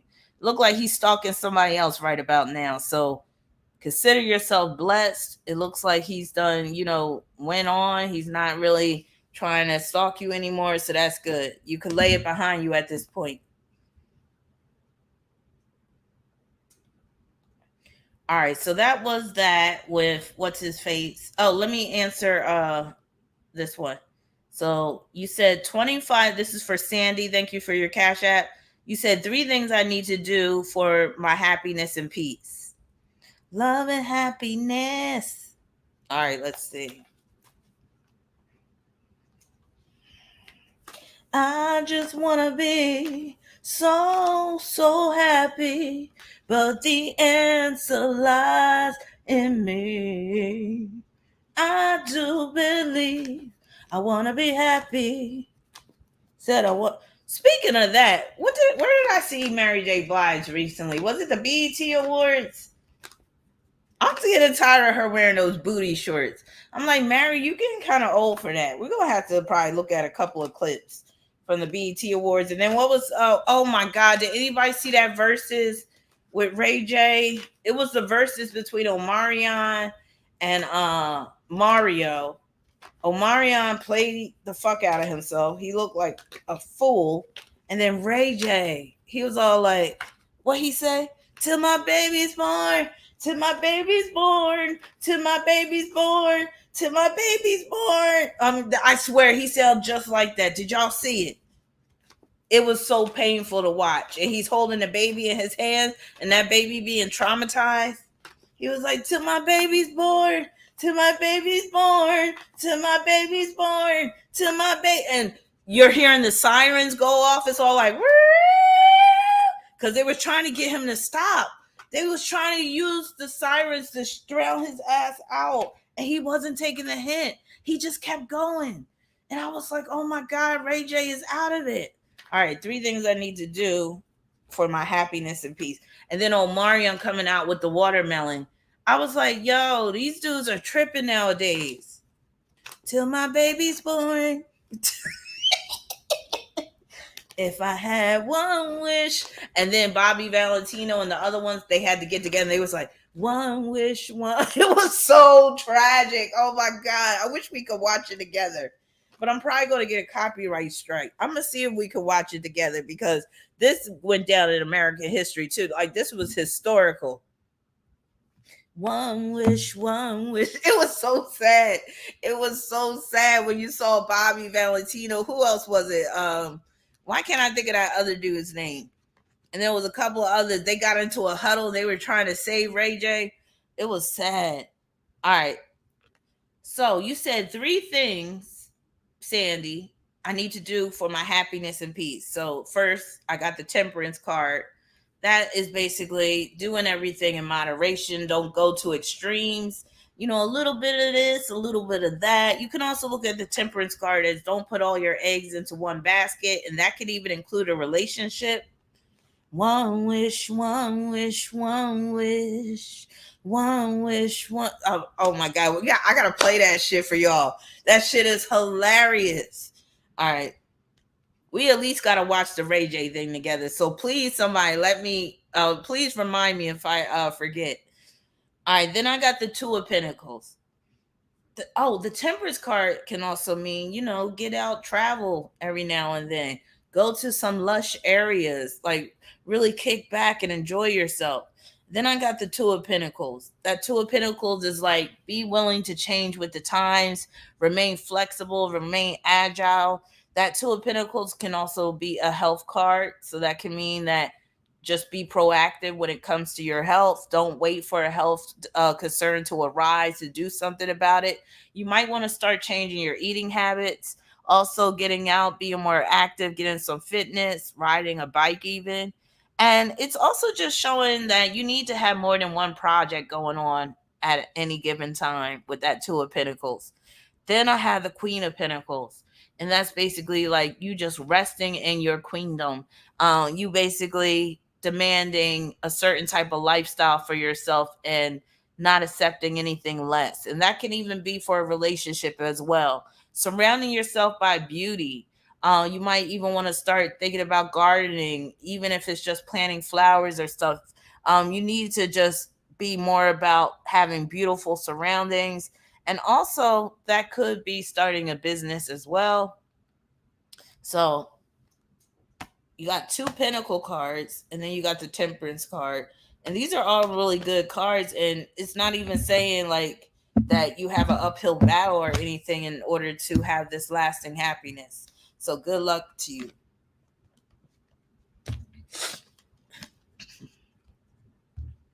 Pleasure P hold back was about to go out with that grind. Wait, what grind?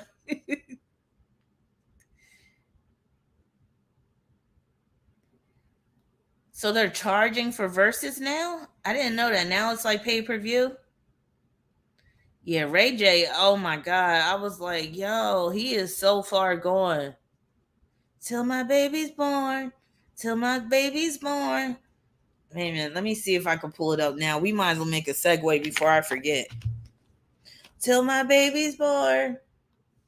All right, let's see if I can.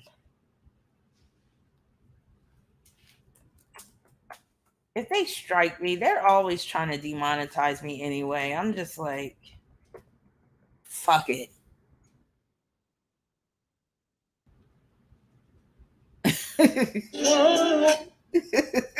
All right, let me share my screen. Till my baby's born.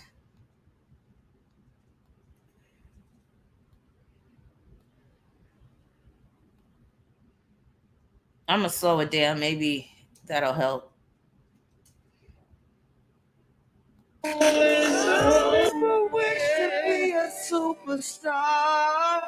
Wish to have a fancy car. Wish to have $1,000,000 bucks. Well, I wish I don't be in love. So feel me, pretty baby. I made one wish and I wish it all on you. Oh, oh, oh, oh. Making love to the break of dawn. The baby's born. Till my baby's born. Till my baby's born. Yo, sing, come on. Till my baby's born. Till my baby's born. Till my baby's born. Wait a minute. Some of my old heads in here, y'all remember Showtime at the Apollo? You know why they put those sirens on? They wanted Sandman to come out and jerk him with that cane. That's why you hearing the sirens. They're clowning him, and they're trying to drown out that voice with the sirens. Till my baby's born. Yes, remember Showtime at the Apollo? I thought Sandman was about to come out on stage. All right, let me pull it back a little bit. Baby's born. Till my baby's born. Till my baby's born. Till my baby's born. Till my baby's born. Till my baby's born. Till my baby's born. Till my baby's born.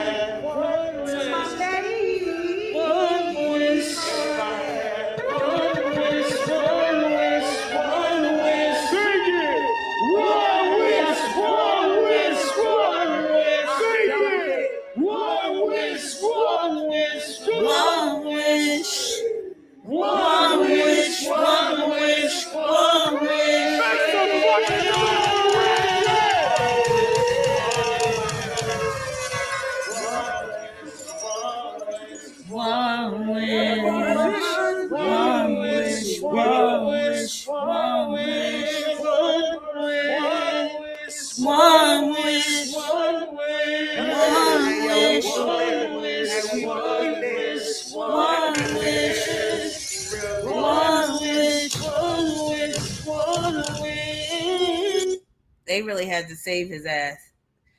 That was sad. That was so sad. But hey, seemed like the only thing Ray J is good for is laying the pipe. And when's the last time he did that? Yeah, this is real. This is real. This is what R&B has come to. Yeah, I mean, that was sad. That was like really tragic. All right, back to the United States. But yeah, that was some historical shit right there. That's why I wanted to play it. One wish, one wish, one wish. One wish, one. So we're going to continue on with the civil rights era. So here we have right here a photo of Martin Luther King. You got Coretta over there to the right, and they are leading the pack with the whole Selma to Montgomery, Alabama march. So this was a historical march that was basically, they was marching to basically fight for the rights of blacks. All right, so let me pull up the Selma to Selma March. So the Selma to Montgomery marches were 3 protest marches held in 1965 along the 55-mile highway from Selma, Alabama to the state capital of Montgomery. The marches were organized by nonviolent activists to demonstrate the desire of African American citizens to exercise their constitutional right to vote in defiance of segregationist repression. They were part of a broader voting rights movement underway in Selma and throughout the American South. By highlighting racial injustice, they contributed to the passage that year of the Voting Rights Act, a landmark federal achievement of the civil rights movement. So this was taking place when Pluto was in Virgo, Uranus in Virgo, and it's basically pointing to the civil rights, and because basically the civil rights, that's very Virgo. And mainly that's dealing with integration. So let me pull up this chart.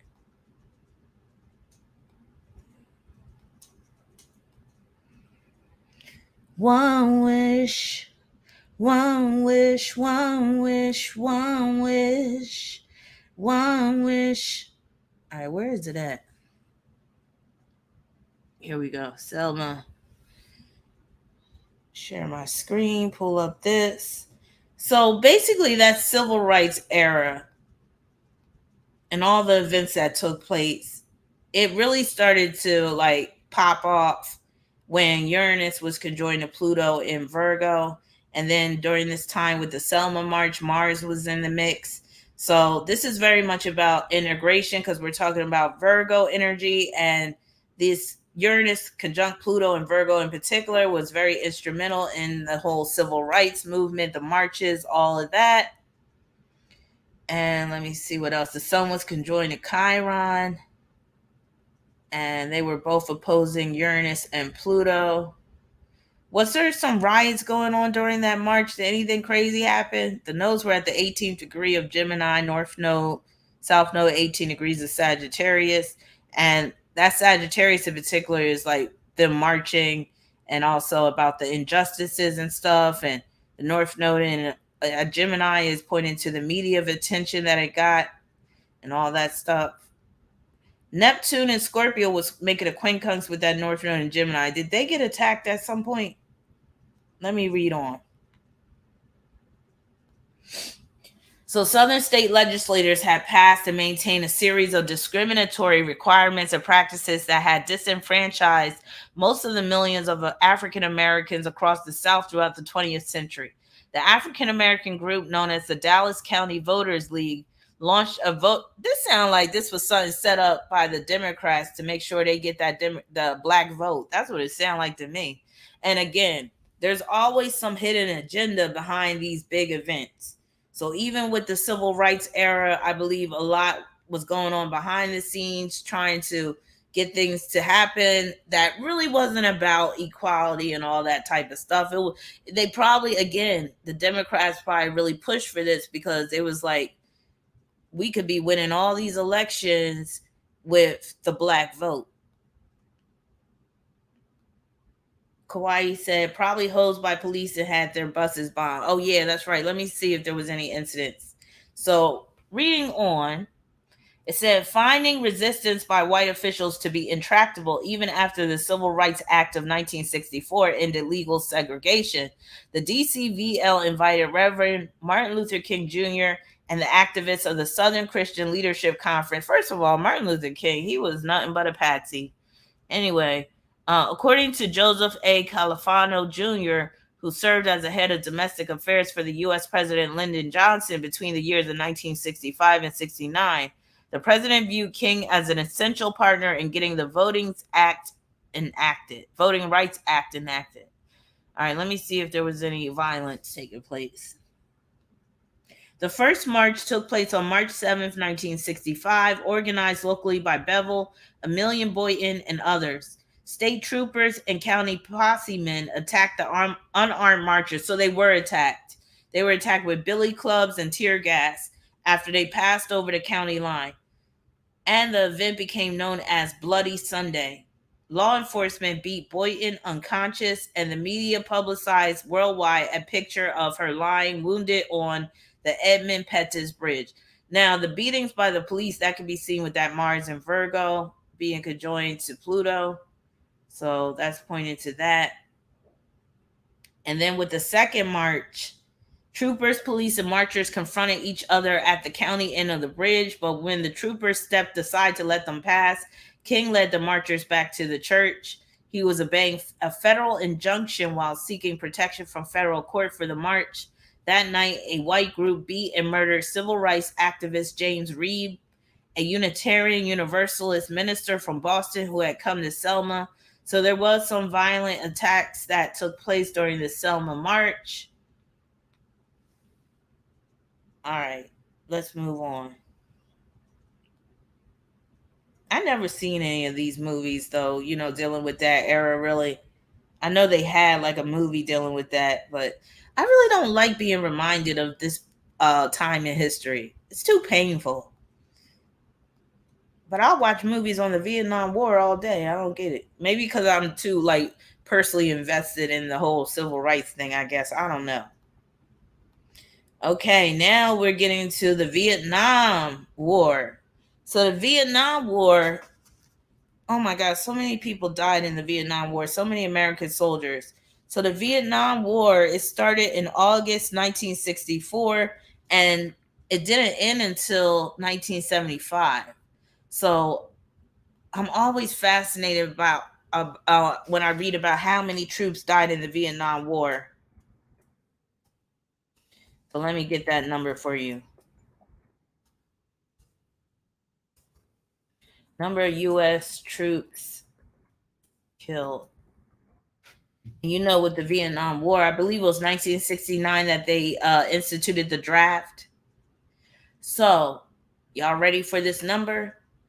In the Vietnam War, 58,220 U.S. military fatalities. Let me repeat that. 58,220 fatalities. That's just the United States soldiers alone. That shit is crazy. And you could say there was even more fatalities because a lot of the soldiers that survived, they came back with horrible addictions to heroin. Some of them came back with severe PTSD. Some of them came back suffering from that Agent Orange, having these horrible diseases and stuff like that. A good movie to watch about the Vietnam. There's actually a few good movies to watch about the Vietnam War. Platoon, Apocalypse Now, even the movie Jacob's Ladder, it touches on the Vietnam War and what happened and all that type of stuff. But yeah, crazy. Hey, so you first discovered me when you were living in Vietnam? Okay. I heard that, Vietnam is still, kind of like an impoverished nation to a large degree, but I know it's gotten better, much better over the years. But yeah, this was a crazy ass war. And this was the time where when the troops did come back home from the war, they were getting spit on. I remember one time when I was a social worker, when I was living in Philly, homeless people, they always want to talk to me. Maybe not so much anymore because I have this very unapproachable look nowadays, but I would always get like homeless people. And it's funny because I used to work at a homeless shelter. So I remember one time I think I had came out of a Burger King or something, and this homeless guy, he just started striking up a conversation with me, and he was a Vietnam vet, and he was like, yeah, all what you heard about how they treated us when we came back home, it's true. He was like, they were calling me baby killers and they were spitting on me and stuff. And that's because during that Vietnam War era, you had this woke generation rising up, the hippie generation, the whole make love, not war generation. And they started to have animosity towards these U.S. soldiers, but it really wasn't their fault. A lot of these guys got drafted into the war, or they were in the military already and they had to go to war and all this stuff. So they really didn't deserve to be treated so poorly when they came back. And like nobody gave a damn what they were going through at the time. Also, watch that movie Dead Presidents. That movie with Lawrence Tate, that touches on the Vietnam War and how the soldiers were treated when they came back too. So your father was in the Vietnam War? You said my father lost his leg. Exactly. It was not their fault. All right. So let me see what was going on in the Vietnam War chart. And I just have the chart for the Gulf of Tonkin, which was the one that set the Vietnam War off with the United States involvement. All right, where are we at? Okay, here it is. So Mars was in Cancer. It was conjoined to the North Node in Gemini. Sun square Neptune. Saturn was in Pisces, squaring the moon. So again, there was this conflict called the Gulf of Tonkin. Let me read it about this a little bit because I'm kind of unclear on this story. I think somebody just sent me a super chat. So thank you. I'll get to it in a minute. Or a cash app. So the Gulf of Tonkin incident was an international confrontation that led, I heard this was pre-orchestrated too. That was an international confrontation that led to the United States engaging more directly in the Vietnam War. It involved both a proven confrontation on August 2nd, 1964, carried out by North Vietnamese forces in response to covert operations in the coastal region of the Gulf, and second claimed confrontation on August 4th, 1964, between ships of North Vietnam and the United States in the waters of the Gulf of Tonkin. Originally, American claims blamed North Vietnam for both attacks. Later investigation revealed that the second attack never happened. The American claim that it had was based mostly on erroneously interpreted communications intercepts. Well, that's what that one aspect is pointing to. What did I just say? It was something with the North Node. Mars and Cancer could join to that Gemini North Node. That's like the communication intercepts. But anyway, it's like they'll just come up with any reason to go to war. I'm not even really interested in these causes of the war because a lot of times it's not the true cause of these wars, but basically it's like they have to feed the beast.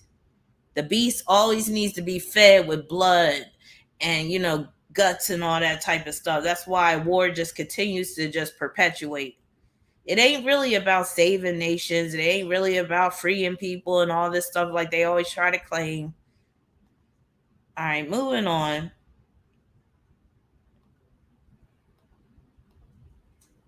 Apollo 1. So the Apollo 1 mission was a failed mission, and they didn't even take off on a practice run before their supposed mission to the moon. On a practice run, something went wrong, and these three guys ended up losing their life inside the shuttle. So let me read a little bit about this situation. Apollo 1 accident. And you never know, this might have been done on purpose too. You never know. They might have like were trying to test to see what would happen if some fire started in the shuttle or something like that. So let me just skip to the accident part.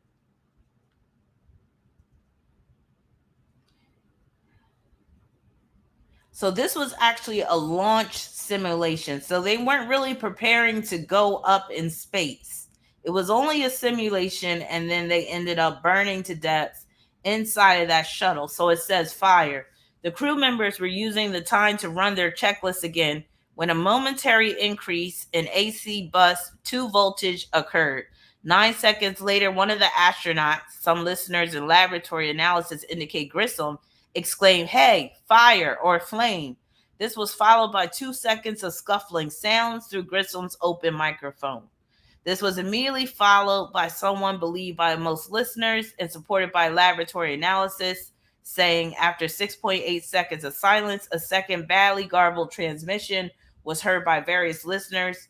"They're fighting a bad fire. Let's get out. Open her up. We've got a bad fire. Let's get out. We're burning up." Or, "I'm reporting a bad fire. I'm getting out." Basically, they let these guys burn to death up in there, it seems. So it says major cause of accident. The review board identified several major factors which combined to cause the fire and the astronaut's death. an ignition source most probably related to vulnerable wiring carrying spacecraft power, and vulnerable plumbing carrying a combustible and corrosive coolant, a pure oxygen atmosphere, a higher than atmospheric pressure, a cabin still with a hatch cover. I'm convinced this was an experiment. They purposely set these guys on fire to see what was going to happen. That's what I think. What y'all think? Yeah, that's a horrible way to die. That's torture. So these guys, they lost their life for NASA. And this took place. When did this take place? This took place on January 27th, 1967. Now, the moon landing, where they actually supposedly landed on the moon, that took place in 1969 on July 20th. So let me see anything in this Apollo chart about a fire. That's not what I wanted.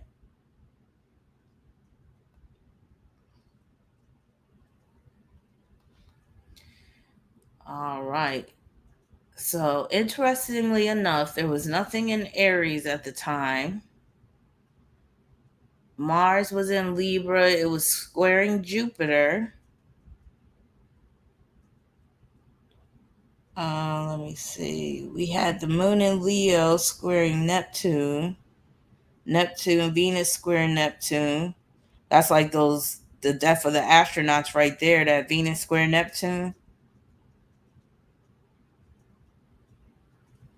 Let me see. That Mars square Jupiter.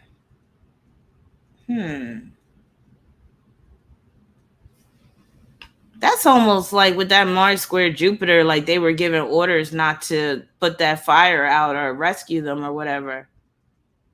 Something don't look right with this. Saturn was conjoined to Chiron, opposing Pluto and Uranus.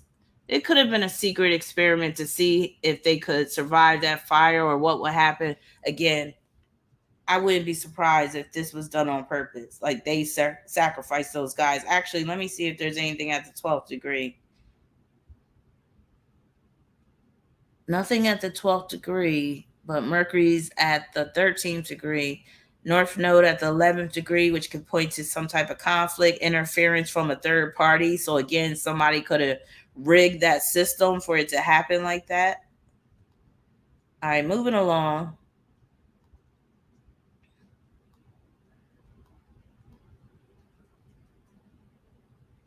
Next, we have the moon landing, like I said. Now, I don't believe that they actually went to the moon.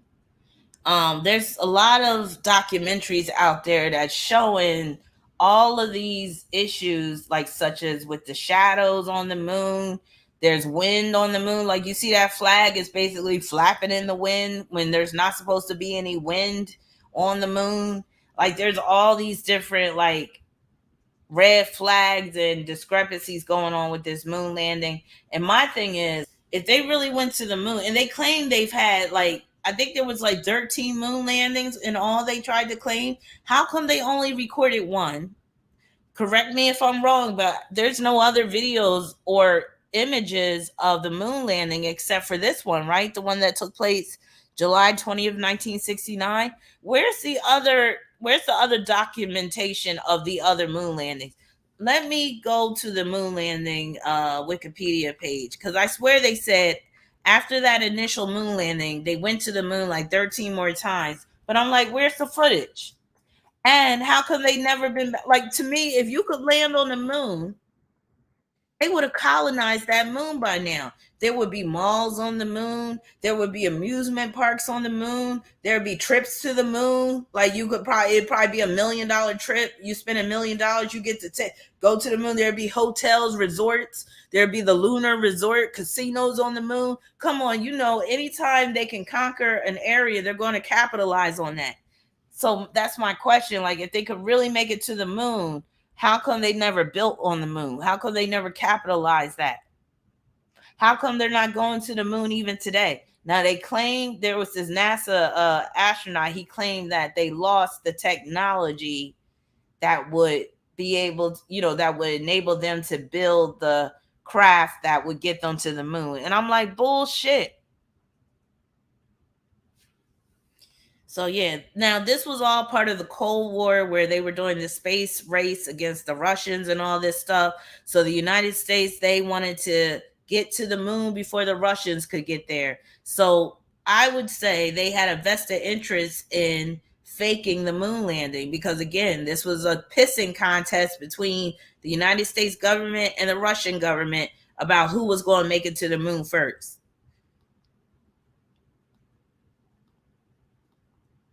You said the moon conspiracy. I do believe they exploit everything they get their hands on. Exactly. Like if they could make it to the moon, they would have totally colonized that moon. Some of us would be living on the moon now with the moon suits and all that stuff. All right. So that's that. Moving along. Oh, I would just want to look at the chart for the moon landing too.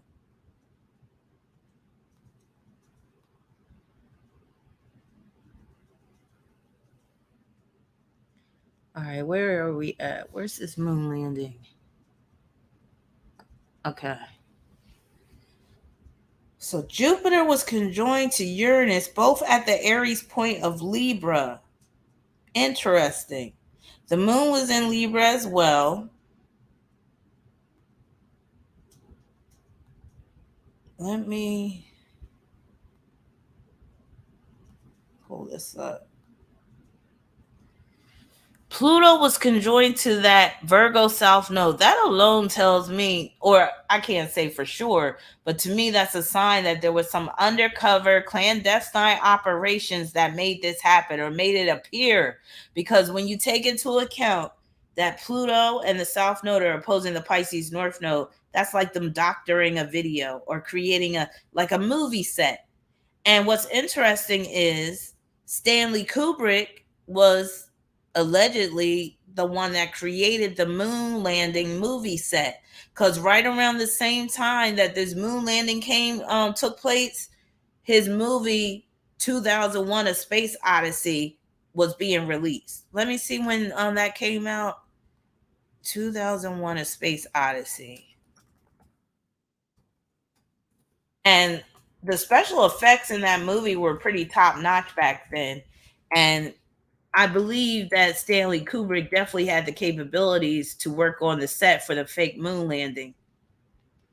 So 2001 A Space Odyssey actually came out a year before in 1968, which makes, to me, that solidifies my argument that, yeah, Stanley Kubrick was the one that created that moon landing set because he knew how to do it, because he did that movie about space exploration. Interesting. And Stanley Kubrick, he has a lot of secrets. He did Eyes Wide Shut. They killed him after that movie. So it's real interesting. It's real telling. Now, Mars was in Sagittarius, and that could deal with space exploration. But Mars is conjoined to Neptune, and then that could deal with where there was something shady going on. There was something that was, there was some lies. It wasn't real.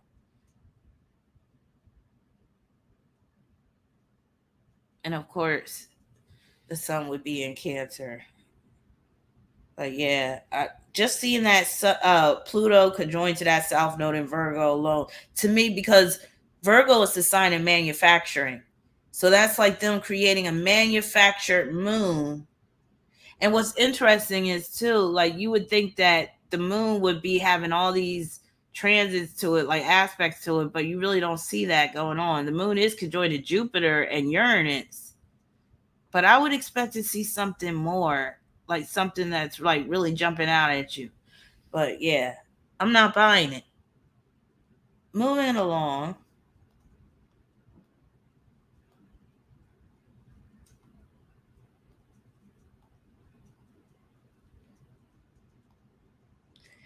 All right. So in 1969, a historical event took place dealing with the hippie movement. It was Woodstock.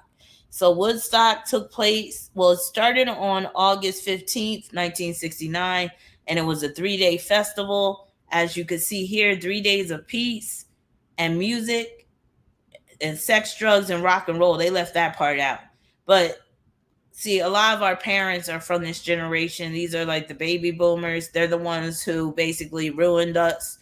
They're the ones where, once they came on the scene and became adults, the quality of life and just the wholesomeness and all this goodness, it started to go out the window.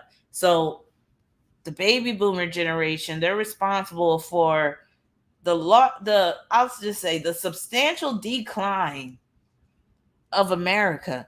It started with them. Now, I'm not saying it's their fault because they were brainwashed to be like this. And not everybody was a hippie back then either. They tried to make it seem like that everybody was all about, this hippie type of lifestyle. But my parents, they were baby boomers and they were not into this hippie stuff at all. In fact, they were actually more on the religious end. But yeah, all of this was pre-orchestrated as well. They wanted a lot of people to have this type of hippie mindset that's more so leaning towards socialism, so that they would be asking for more government handouts. The government handouts, that's socialism right there. The more government handouts you have, the more socialistic a government will be. So this was like the beginning of this socialistic revolution, but people didn't see it like that because they really weren't using it. Now, you did have some socialists and communists back then, and believe it or not, a lot of the Black Panthers were communists. It was like communism and, activism, communism and the Black Panthers, it goes hand in hand.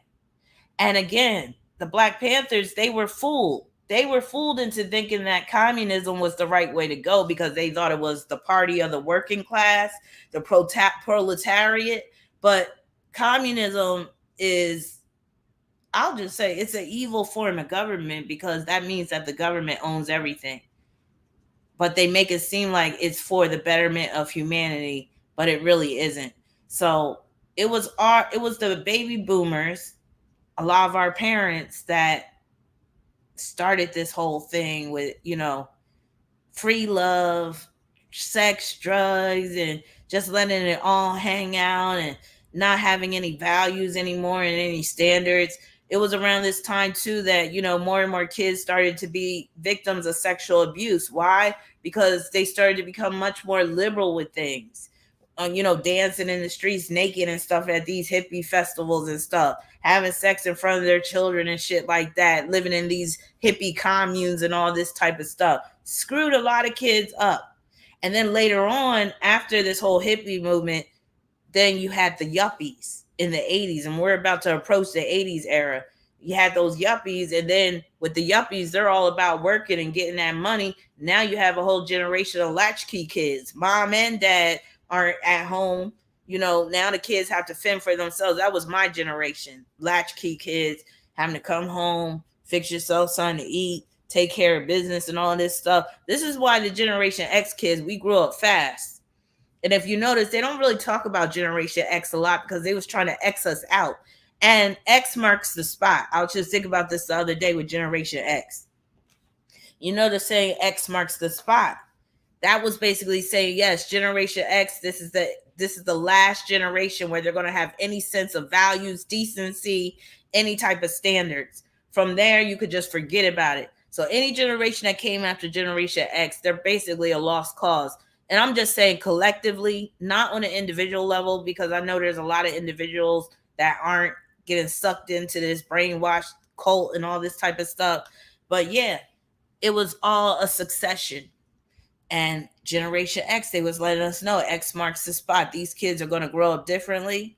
They're going to see things differently. And then when we started having kids, it was really all over after that. All right, so moving on.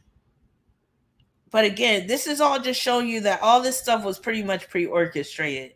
That none of these movements were organic, not even the civil rights movement. They all have these hidden agendas. And at the end of the day, it's basically about money, power, and control. All right, let's move on. Oh my God, where's my PowerPoint? Okay, here it is. Here's just another image of Woodstock. Again, the baby boomers playing in the mud, getting all dirty, spreading sexually transmitted diseases all amongst each other, having illegitimate pregnancies and shit like that. Now, no wonder after the hippie movement, oh, my bad, let me pull that back up. No wonder after the hippie movement, what came after that, right? Roe versus Wade. You see how this shit was all pre orchestrated? Oh, yeah, be all about the sexual revolution, free love and stuff. Now, let's get this Roe versus Wade under wraps. Because Roe versus Wade, what was that, 1970? You tell women that they can like just have sex with whoever and you shouldn't be restricted anymore. But then now all these women are getting pregnant, having these illegitimate pregnancies. So Roe versus Wade was January 22nd, 1973. I need to pull a chart for that.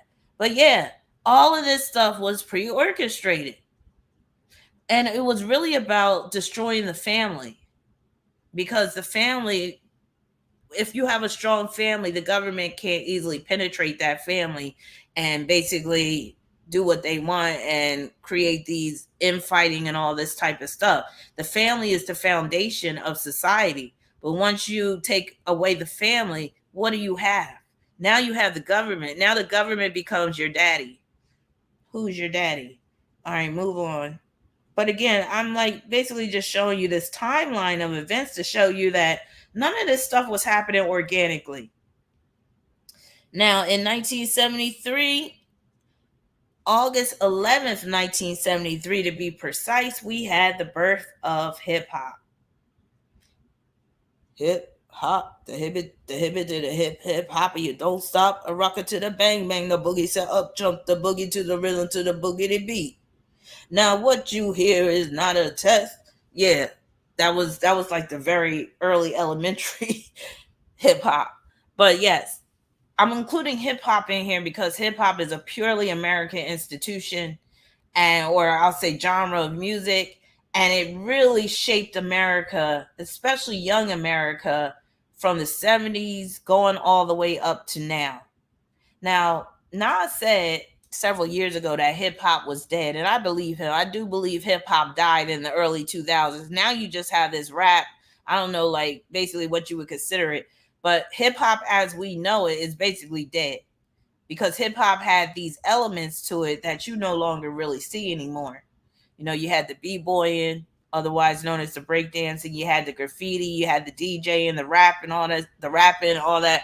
But yeah, it's pretty much dead now. But I'll just say hip hop opened a world for a lot of individuals that didn't know who they were, who they wanted to become. And it gave a lot of young people a sense of pride. It gave a lot of young people dreams, not just people who wanted to become rappers, but just the way they were talking about like living a certain type of lifestyle that was unheard of before when it came to, you know, talking about black life and inner city life, talking about, yeah, I got, you know, I got this, I got these gold chains and stuff, showing that, you know, we might live in the hood, but we still are fresh to death type shit. And it really did make a lot of people be about that hustle or be about getting their money. And like, but then they had to shut that down with the gangster rap. Again, you see how this shit is a progression. So rap and hip hop started off as something rather positive. But by the time you got to what was it, 1988 with NWA? Let me look and see. When did they release their first album? 1987. That's because these record company execs, or you could even say people above these record company execs, they started to see that too many young black people were having too much pride in themselves. Oh, we got to shut this shit down. So here comes NWA. So they were active from 1987 to 1991. The rap group endured controversy owing to its music explicit lyrics. But not just NWA, you also had, remember, Two Live Crew?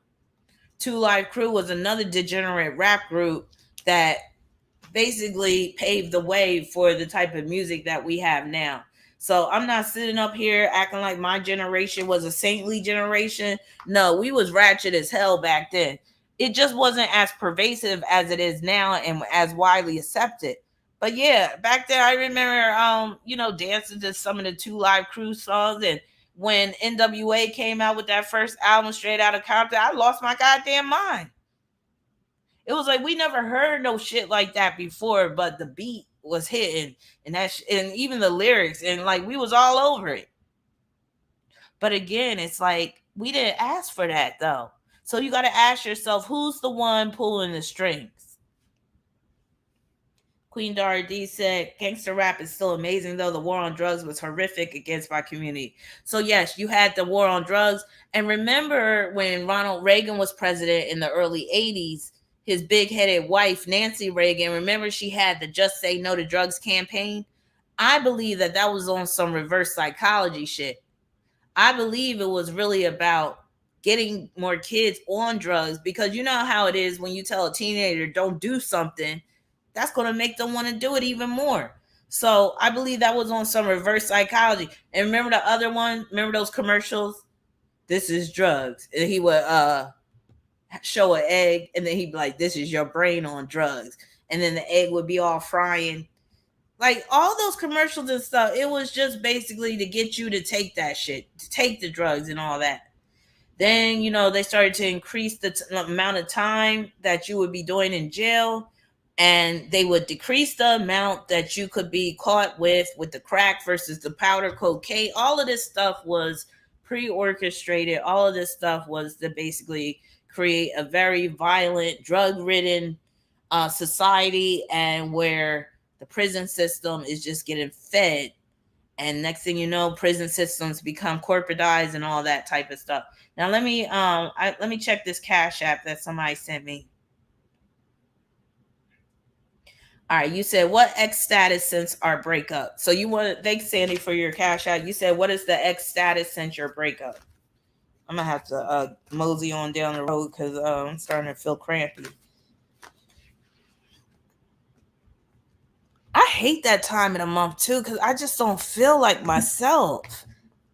It's just really bad. All right, so I got the Three of Pentacles. So it looks like he's having a good time. Look like he's entertaining more than one love interest right now, but he's not being serious about anybody. Look like he's also about making some money too. I'll just say it looks like he ain't doing too bad. Now, if you was trying to see if he was down and out, look like unfortunately he's not. But you know, I'm just saying, wish him well. Sometimes if you wish somebody well that you really don't like anymore, you'll be blessed in the process. Oops. All right. So we had the birth of hip hop, and then we had decades long of hip hop. To me, I believe the 90s was the best era for hip hop. What do y'all think? Do y'all feel like if you feel like the 90s was the best decade for hip hop, I believe it was the golden era of hip hop. Press 1. And the reason why, one of the reasons why you had my boys, Wu-Tang Clan, come on the scene. They came on the scene, what was it, 1993 with Protect Your Neck? And then you had Black Moon, Boot Camp Click. You had Mobb Deep. Yes. One, one, one, one, one, one. Yeah. Even LL Cool J was still putting his thing down in the 90s. Salt and Pepper was still going strong. And of course, you had Tupac, Biggie, you had Little Kim. Oh my God. Like every segment of the 90s, they was just throwing hits at you. Hits and hits and hits. Remember Pete Rock and CL Smooth? Will They Reminisce Over You? Public Enemy. Now, I'll say Public Enemy, their heyday was in the 80s, really. They kind of fell off, kind of going into the 90s. But I even think Fight the Power. I think that, what was that, 1990 maybe? Or was that 1989? Yes, Big Daddy Kane. Now, Big Daddy Kane, he was more of the 80s, though. Once the 90s came out, you know, he started to kind of like fall to the background. Who else we talking about with the 90s? Why can't I think? What about Tribe Called Quest? Oh my God. Leaders of the New School. Oh my God. Diggable Planets. Yes, Golden Hour. Y'all. Oh my God. Diggable Planets, they were so slept on. I love both of their albums that they put out, but that second album, Blowout Comb, oh my God. The Fugees. We had the Fugees. Yes. 90s was the shit with hip hop. Most definitely. Who else do we have? Yo, yo, you can't play with my yo, yo, yo, yo. Don't try to play me out. Don't try to play me out. That was the shit. Who else do we have? Queen Latifah, she was still going on pretty strong in the 90s, especially the early 90s. We had Rob Bass, but wasn't that like 88? It takes two to make a thing go right. Yeah, that was the shit. It takes two to make it out of sight. Brand Nubian was my shit. Oh, I like some of MC Hammer's shit too. Even when he came out with Pumps in the Bump. That was the shit. He came back hard with Pumps in the Bump. We like the girls with the pumps in the bump. Busta Rhymes, he basically ruled the 90s. He had a nice solo career. Hell yeah. All right. Enough of the hip hop. Let's see what else we got going on. Yeah, I'm about to get up out of here because I'm not feeling too good. So after the birth of hip hop, we had the whole Nixon Watergate resignation scandal, all that. I'm not very clear on this whole Watergate situation. I never really been interested in it.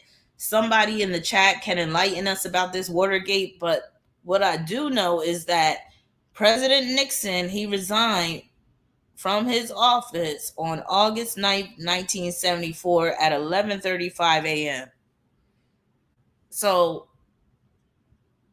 I'm not really sure what this Watergate scandal was all about. And then they talk about there was some spy named Deep Throat or something and all that. And I'm just like, so he said, fuck the whole government. Yeah. But that's Nixon. Let me just see what was going on in the chart of that resignation, especially dealing with Nixon's chart. But I also put it up against the United States chart. All right. Nixon just seemed like a loser.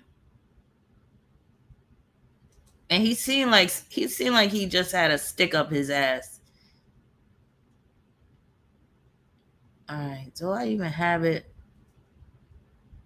John F. Kennedy, Apollo. Oh, here it is. All right, so what was going on with him? So Neptune was squaring his Chiron being in Pisces. That could be prompting him to resign. Let's see. Saturn was making a semi-square with his Saturn. Uranus was squaring his Neptune. That's a resignation aspect too, especially where he feels forced to resignate.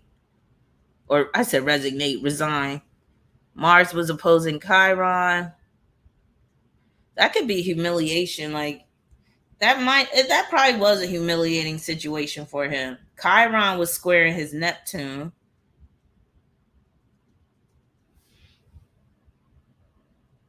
Wait a minute, do I have his birth time? Jupiter was squaring his midheaven. That's the actual one right there. Let me make sure I have his birth time. It's that Jupiter square midheaven because Jupiter was in Pisces. And that's him basically giving up his spot. That's basically waving that white flag like I surrender. But yeah, I'm not really clear on this whole thing with Richard Nixon. So yeah, so he had Jupiter squaring his midheaven, and both at the 16th degree. So that definitely dealt with that. He wasn't much of a looker, was he? So he was a Quaker. Okay. He just had this look of awkwardness. All right. Now we're moving into the 80s. Who's that, y'all? Y'all know who that is. So the reason why I'm including him, I mean, I could have put Bill Gates up here because Bill Gates was right alongside of him with his whole Windows system. But I'm using Steve Jobs because Steve Jobs, he was the founder of Apple. And Apple has taken off over the years, especially with the iPhone, the iMac, the what's the other one? They had the iPad and all this type of stuff. And you got people now that are Apple snobs. I always say if you got planets in Aquarius, you might be an Apple snob. You might have to have an iPhone instead of an Android because people didn't make a big deal about that. I'm Android. I just can't get down with the Apple system because I'm not a follower. And I remember one time holding an iPhone in my hand and that shit was burning a hole in the palm of my hand. I was like, what kind of radiation is this phone giving off? It was terrible. So I will stick with my Android phone. I'm happy with that. But yeah, Steve Jobs, he basically changed the world when he started the Apple company with his partner. I forgot who his partner was called. Now, the first Apple Macintosh computer was released on January 24th, 1984. So, of course, he had to release a computer during Aquarius season. I mean, come on now. You can't make this stuff up. So, let me just pull the chart for when that came out. All right, where are we at? Apple. Maybe I didn't pull the chart for this, or maybe I did. I don't think I did. Well, we'll just leave it at that. Oh, here it is. Apple Macintosh release. Okay.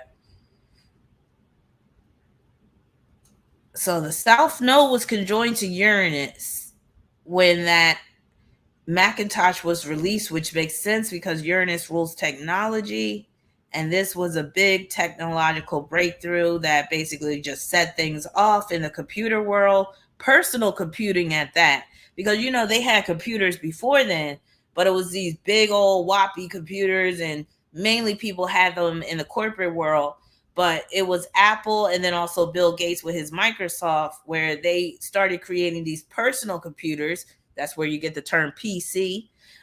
They created these personal computers that the average person could use, and they were going to be more user friendly and intuitive and all that type of stuff. So yeah, it makes sense that this Macintosh was released when Uranus was conjoined to the South Node in Sagittarius. And that was a big win for capitalism too. All right, moving along.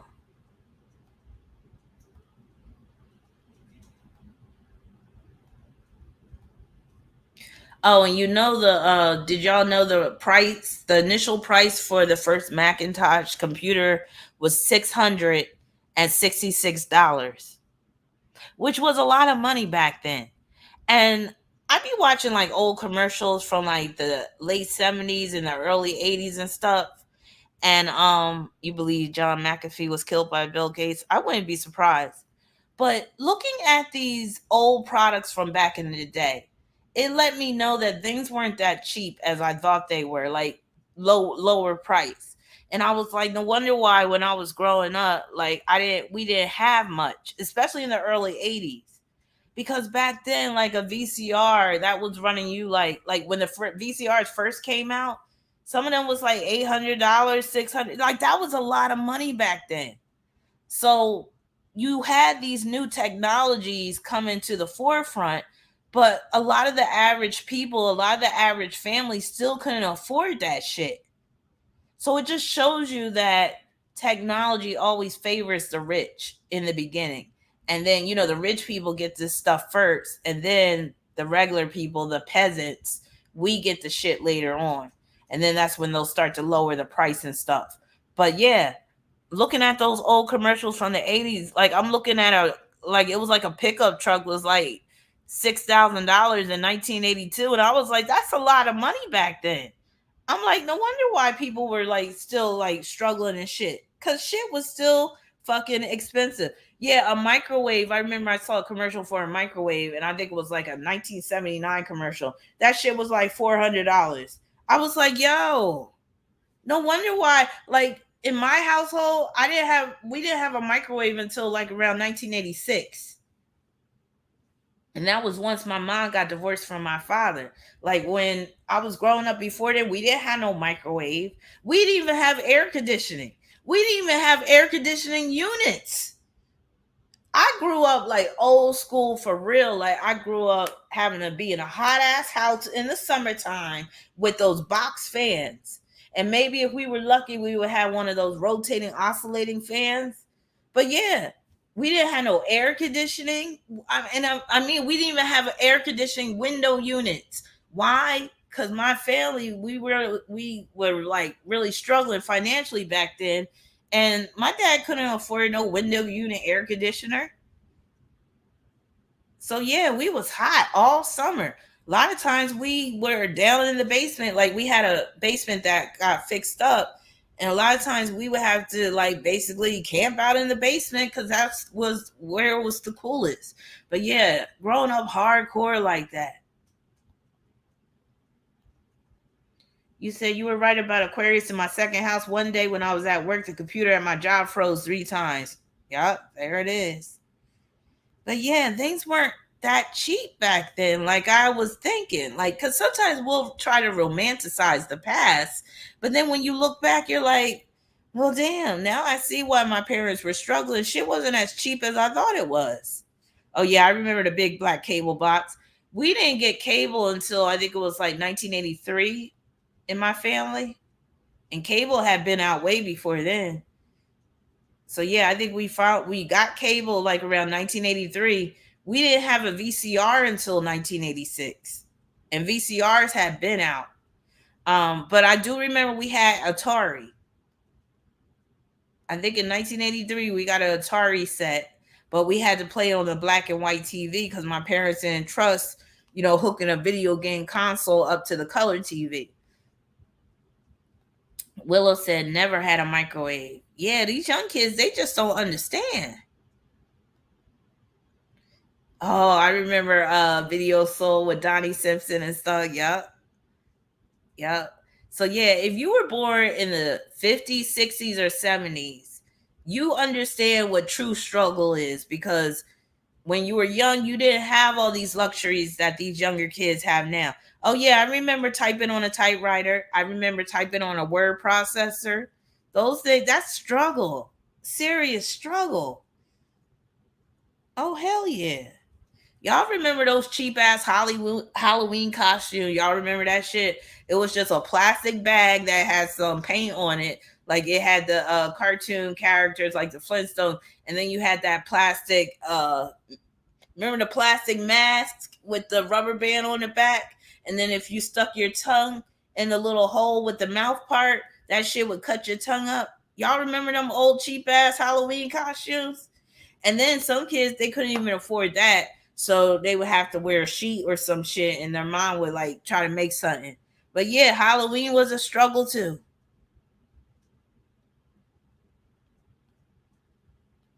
I remember my mom, she would recycle Halloween costumes. She would go into the crawl space, get the Halloween decorations and the costumes out from the year before, and I think she would just switch it between me and my sister. Oh, you was the clown last year? All right, you gonna be the clown this year. Yeah, it was rough. It was rough. Like Christmas time, we had nice Christmases, but my parents, they would break their bank just for Christmas.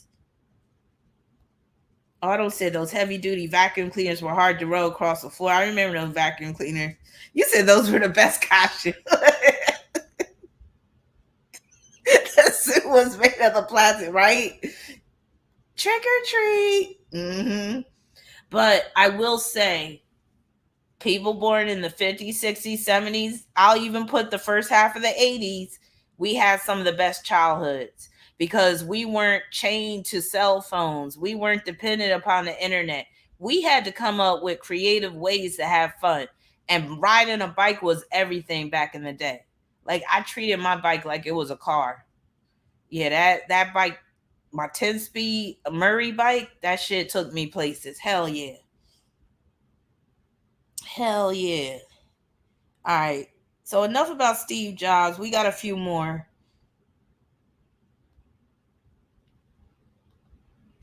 All right. Oprah. Now I'm including Oprah because Oprah is an icon. She is an American icon.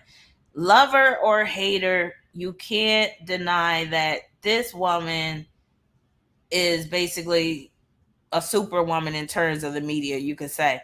And the fact that she was a black woman and rose to the heights of success that she rose to, and had everybody tuning in on 4 in the afternoon. Didn't she used to come on at like 4 p.m. in the afternoon? Everybody was watching Oprah. Oprah changed the game when it came to talk show hosts and all that type of stuff. Like, who didn't like Oprah back in the day? I mean, I loved Oprah back in the day until I got a little older and started to really see, oh yeah, she a dark side Aquarius. But yeah, Oprah, everybody hung on Oprah's words. Everybody trusted that Oprah knew what she was talking about. Everybody looked forward to the guests that she would have on her shows. In the beginning, she really discussed controversial topics too. Then remember when she lost all that weight and she pulled out all that fat on the wagon and she had those old jeans on and shit? Like, oh, we've seen Oprah evolve over the decades and stuff. And yeah, it's just been interesting. It's been a long run Oprah has. And I know I was glad when she ended her Oprah show, because I was like, when is she going to end this shit? Because it started to get real tired. And then she came out with the O channel, and then she started to have she put Drag the Yala back on. And yeah, it's just been a bunch of ups and downs with Oprah, but she's been able to hold it down this whole time. And again, I don't particularly like her, but I do give her a lot of respect and credit for making it to the top like she has. But I do believe she was kind of placed up there. Roma said, yeah, I think Oprah started off genuine, then changed. Her earlier shows were the best. Yes. She was one of the first that put the down low men out in the forefront. Remember that? Hey, Earth Angel. Remember, she had that one guy on there and he was saying all like, he was like, yeah, I'm on the down low. And then that's when a lot of people started talking about the down low. And a lot of women started looking at their men sideways. Like, are you on the DL too? Oh, excuse me. So yeah, Oprah had a lot of like topics that became like major talking points. It's Felicia said Oprah came from straight poverty down in Mississippi. CP says she has always had a lot of self-hate. CP says she didn't like black people. I do feel like, some of the way she be trying to act like she is for the black cause, I feel like a lot of that is kind of fake with her. Yes, I was trying to think of his name, Siobhan. J.L. King. Yep. Let me pull up a picture of these two. J.L. King and Oprah. Hold on. I did not like his little snarky little face. You could tell he was one of those type of men that just didn't like women. Yeah, that face. This is the dude that basically introduced the down low world to us. So because he wrote this book. Was the book called On the Down Low? Keep it on the down low. Yeah, I did not like this dude's face. And don't he look like the type that just does not like women? But it looked like he'll use a woman as a come up in order to come up. He just has that look. And that goatee is trifling. Yeah, but he was a hot mess. I don't know what he's doing with his life. Let me see if I can find out what's going on with him right now. Did he continue writing books? I'm gonna put JL King 2022. Let's see. Look like he's still doing events. Oh, now he got the white beard. Here he go right now. I know what he's into. You can just tell by looking at him. Hold on.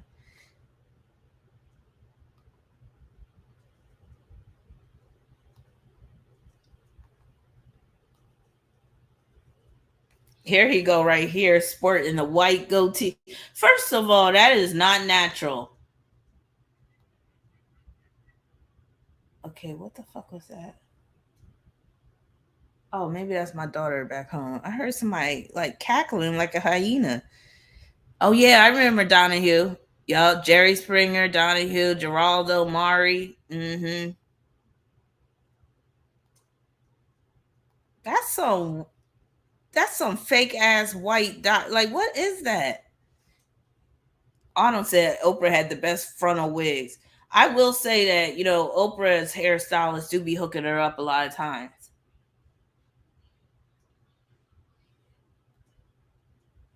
All right, let's move on. A few more.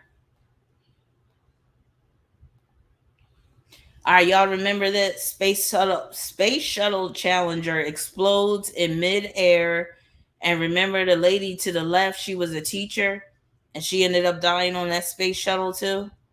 So that's another event, historical United States Space Shuttle. I can't even pronounce Space Shuttle Challenger. Say that 3 times fast.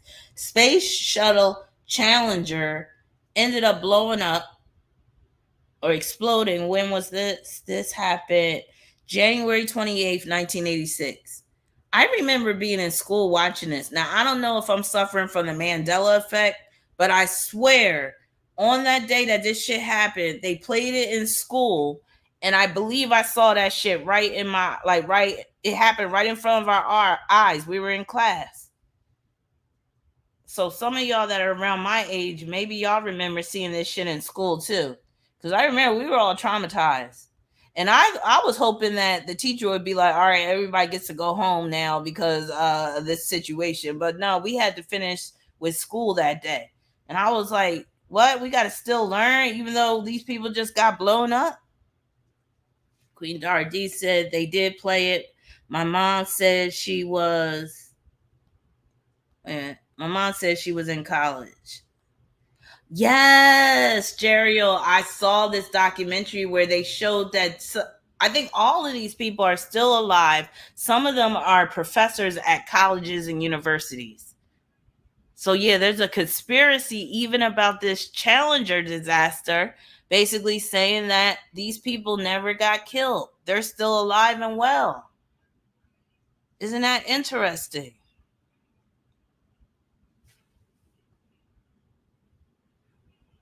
Wait a minute. You said Oprah probably curses like a fish. NYC Black Honey said, I remember seeing it in school on TV that they dragged on the stand with the... Exactly, me too. That's what they did. They pushed that TV in with the wheels. They turned it on and they showed I feel like they purposely traumatized us. They basically, I mean, come on now. But again, I feel like this was another situation where it didn't go down the way they said it did. Hey, Tara. All right, moving along. So that was a crazy situation. Actually, let me look at the chart for this one.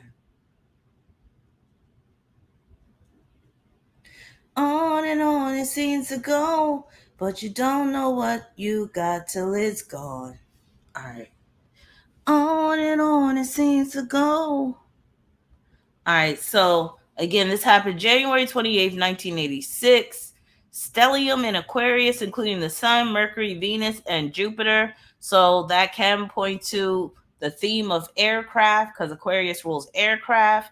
The Sun was squaring Pluto and the South Node, so that could be the explosion of the space shuttle right there. And then let me see what else was going on. Saturn was squaring the Moon. And that could deal with just the populace being very down and depressed and in a somber mood. Chiron was in Gemini, squaring the Moon. Chiron opposing Saturn in Sagittarius. All right, moving along.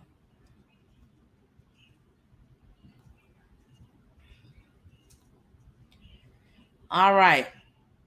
So some of y'all remember this guy. Anybody know who this is? You got to be up on history, especially like modern day history. This was back in the early 90s, I believe. And he got a lot of press time. And he thought he was the shit because he was like the general at the time, wasn't he? August 2nd, 1990. Do you know what this image is of? Thank you for your super chat, Chaya. And then I think somebody else sent one too. Or maybe that's just you. You said my daughter is a singer, songwriter, and will perform on the 15th of July. Her first showcase. Will the show and the ticket selling go good? Okay, well, good luck to your daughter. I love it. So will the show and the ticket selling go good? Yes, self-made Desert Storm. And remember, do y'all remember who this guy's name was? Because he was always on the news. He was always in the news briefings.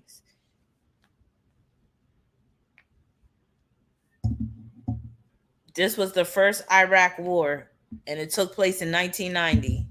Yes, Laval, Norman Schwarzkopf. Yes, he was always on these news briefings.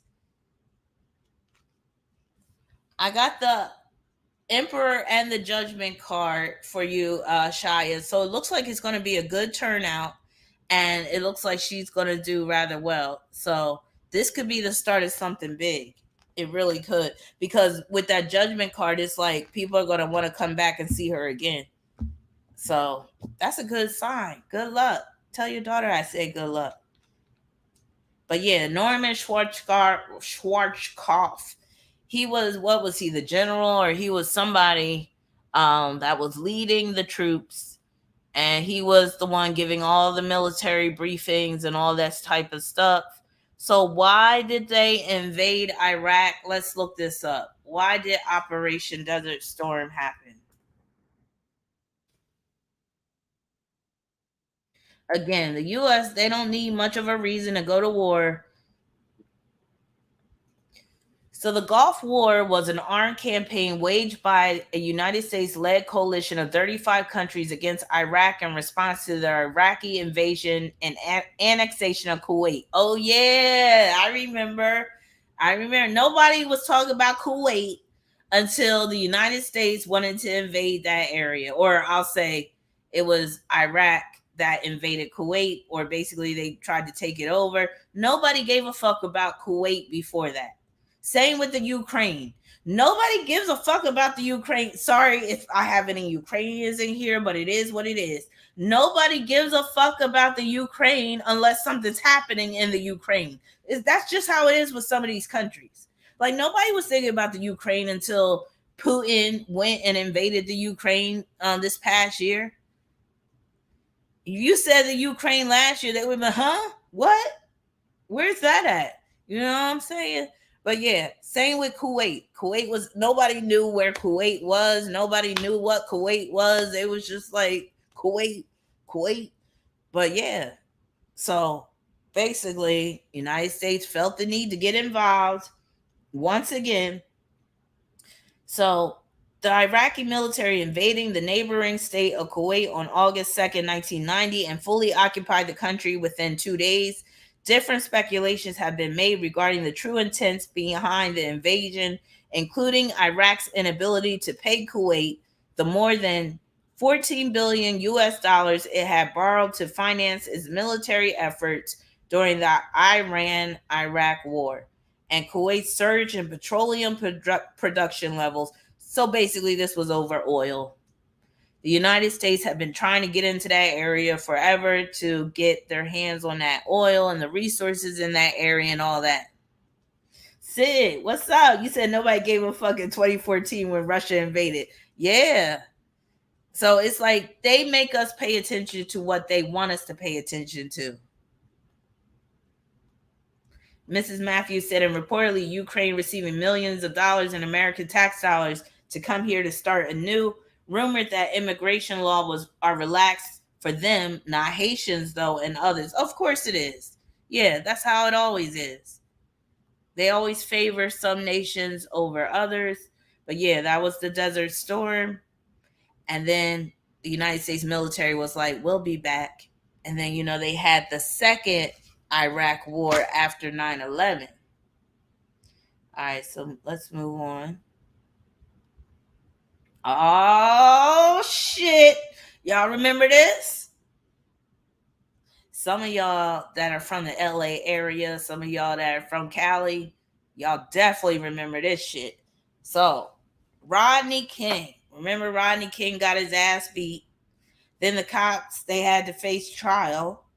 And then weren't the cops acquitted? And that's why the riots popped off. I feel like this might have been pre-orchestrated as well. So the LA riots, they started on the 29th of April in 1992. That 29 can produce high pressure situations, can deal with racial conflicts and things like that. Now let's read the story. Let's refresh our memory about this Rodney King situation. They fucked his ass up. But I remember the video. And think about this. This situation was kind of unprecedented because this was before people had smartphones and shit, right? So that means somebody must have had a big ass camcorder. Remember the ones you had to put on your shoulder? Somebody must have had a big ass camcorder filming the whole shit. And it kind of makes me a little suspicious. Like, who was filming this shit when this shit went down? Because again, a lot of stuff we never saw happen when it was going down back then because people didn't have smartphones and shit. Now everything is being recorded. But back then, to get something like this on film, this shit was major. And it basically opened up a discussion about police brutality. Because a lot of times, police have always been whooping people's asses, right? But a lot of times it was not documented on film. So this basically changed the game, and it really put a spotlight on police brutality. So let me read this Rodney King story, some of it. So Rodney King, he's an Aries, born on the 2nd, and that deals with race. Because that too is like Cancer energy. So he was built for this beatdown and subsequent LA riots and all this stuff. He was the one. This was part of his destiny. So Rodney Glenn King was an African American man who was a victim of police brutality. On March 3rd, 1991, he was beaten by LAPD officers during his arrest after a high-speed chase for driving while intoxicated on the I-210. An uninvolved individual, George Holliday, filmed the incident from his nearby balcony and sent the footage to local news station KTLA. The footage showed an unarmed King on the ground being beaten after initially evading arrest. The incident was covered by news media around the world and caused a public furor. At a press conference, Los Angeles Police Chief Daryl Gates, I remember that name, announced that the 4 officers involved would be disciplined for use of excessive force and that 3 would face criminal charges. And Rodney King, he got a stellium in Virgo, including Mars, Uranus, and Pluto, if I'm not mistaken. And that's the beatdown, especially Mars conjoined to Pluto in Virgo. The LAPD initially charged King with a felony evading, but later dropped the charge. On his release, he spoke to reporters from his wheelchair with his injuries evident. A broken right leg in a cast, his face badly cut and swollen, bruises on his body, and a burned area to his chest where he had been jolted with a stun gun. He described how he had knelt, spread his hands out, then slowly tried to move so as not to make any stupid moves. But I remember in that video why it looked like he kept on trying to get up. I'm like, that's why they was beating you like that. Like, when the cops are beating you, you just got to play dead. He kept on trying to get up. I'm not justifying the beating, but I'm just saying, Rodney, it wasn't like you wasn't doing, you were doing real stupid moves. Being hit across the face by a billy club and shot, he said he was scarred for his life and they drew down on him. All right, so they were tried on the charge of excessive force to cops. Out of these, 3 were acquitted. The jury failed to reach a verdict on 1 charge for the 4th. Within hours of the acquittals, the 1992 Los Angeles riots started, sparked by outrage among racial minorities over the trial's verdict and related long-standing social causes. So then later on, in a separate level civil lawsuit, he was awarded $3.8 million in damages. So, and from what I remember, didn't he spend all that money on drugs and shit? Oh my God, I didn't put the OJ trial up in there, but that is part of American history. But you know what? I might be doing a whole week, like I might be talking about more historical events this week as I get into this Pluto return, the second one that the United States is going to experience, the second cycle of it. Yeah, wasn't OJ kind of OJ was like 1995, wasn't it? I think OJ was 1995. Maybe between 94 and 95. Wait a minute. Are you saying Rodney King mysteriously drowned in 2012? Autumn said before Rodney got stopped, he beat a female police officer to the point she had to be hospitalized. Is that true? If that's true, it would make sense why they beat him down so bad. Because you can't come for one of their own and not expect to get beat down. So that was, 95, 94. Okay. Wow, Rodney King is dead. Damn. What a life. But anyway, moving along. Remember this? This is the Waco bombing. Remember Waco, Texas? What's that guy's name? The Branch Davidians, David Koresh and all that. And then Janet Reno, she was the what was she, the attorney general? And then she basically ordered that compound be bombed. And how let me look up this story because I gotta see how many people got killed in the process. But I remember Janet Reno, she was the one that was part of it in the government at the time. But yeah, I'm like, I feel like this was sending a message to anybody that wanted to have like a militia type of group or set themselves apart from American society. They basically made an example out of these Waco, Texas Branch Davidian people. The Waco Siege, also known as the Waco Massacre, was the law enforcement siege of the compound that belonged to the religious sect Branch Davidians. It was carried out by the U.S. federal government, Texas state law enforcement, and the U.S. military between February 28th and April 19th, 1993. That date shows up a few times with these situations. April 19th, 1993. You know, that was the same date, not 93, but 95. The Oklahoma bombing took place on April 19th. Columbine shooting took place on April 20th. The Revolutionary War took place on April 19th. Like, there's something up with that time frame. It said the incident began when the ATF attempted to serve a search warrant and arrest warrant on the ranch. Wait, I'm trying to see how many people they killed. The fire resulted in the deaths of 76 Branch Davidians, including 25 children, 2 pregnant women, and David Koresh. That's crazy. So again, federal government bombed that compound, resulted in the death of 76 Branch Davidians. That is a massacre. Wow. That is crazy. I didn't realize so many people died. That is crazy. And that shit was not justified. I'm sorry. But anyway, moving along. But I feel like, again, I feel like they were using these Branch Davidians as an example. Like, don't go up against the government. This one took me out. Y'all, somebody just mentioned, well, I mentioned it too. The Oklahoma City bombing. Wasn't there 2 bombings on 2 separate occasions? But that got to be some heavy explosives to do that much damage. This was a serious tragedy too, and this is where we come into Timothy McVeigh. I believe Timothy McVeigh was a patsy. I don't believe that he was solely responsible for this. But let me look and see how many people got killed with the Oklahoma City bombing. And kids got killed too, because wasn't there a daycare center in that building? The Oklahoma City bombing was a domestic terrorist truck bombing of the Alfred P. Murrah Federal Building in Oklahoma City, Oklahoma, United States on April 19th, 1995, perpetrated by 2 anti-government extremists with white supremacist right-wing terrorist sympathies. Timothy McVeigh and Terry Nichols. Yeah, I remember that name, Terry Nichols, too.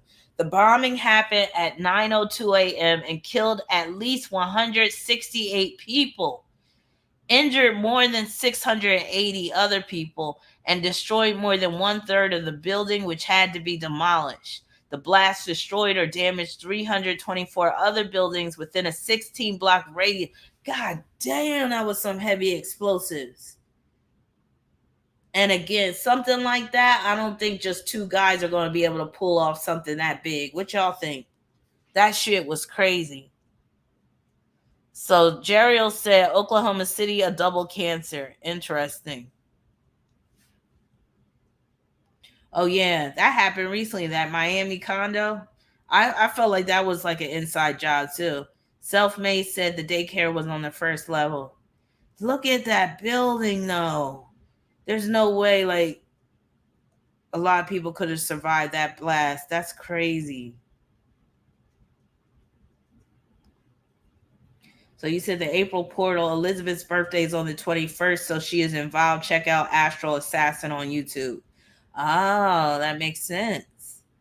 But yeah, that was crazy, crazy explosion. 168 people dead. All right. Next, we only got a few more, and I gotta get out of here because I'm not feeling too well. Oh, this was just the scene of the LA riots. I had it out of place. This is supposed to be up here with so this is just one of the scenes of the LA riots. This shit was real.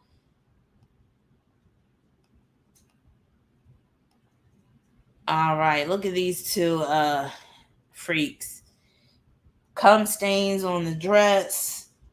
Bill Clinton talking about I did not have sexual relations with that woman.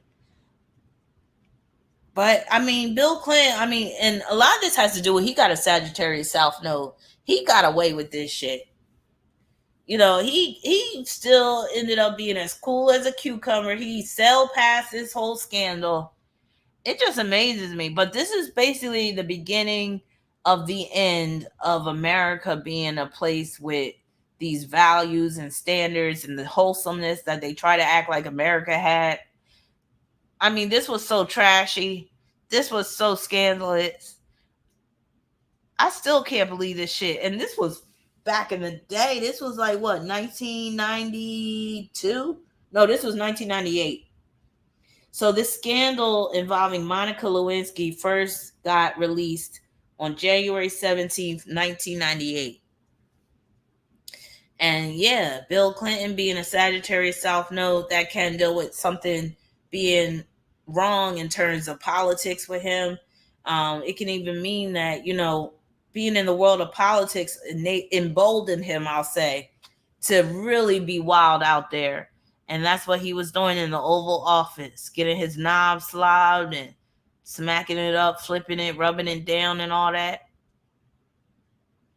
Oh, let me tell you about this root beer situation. Shout out to my oldest daughter, the Aquarius. I told some of y'all she was visiting me the past week, and she asked me for one of my root beers. And at first I was like, no. Like my first response was a flat out no. And I said, because there's a shortage. And then I thought about it. I was like, let me give her one of my root beers, or else I'm going to feel bad once she leaves. So I gave her one of my root beers. Don't you know, she sent me 4 12-packs of root beers today. She had Walmart deliver them.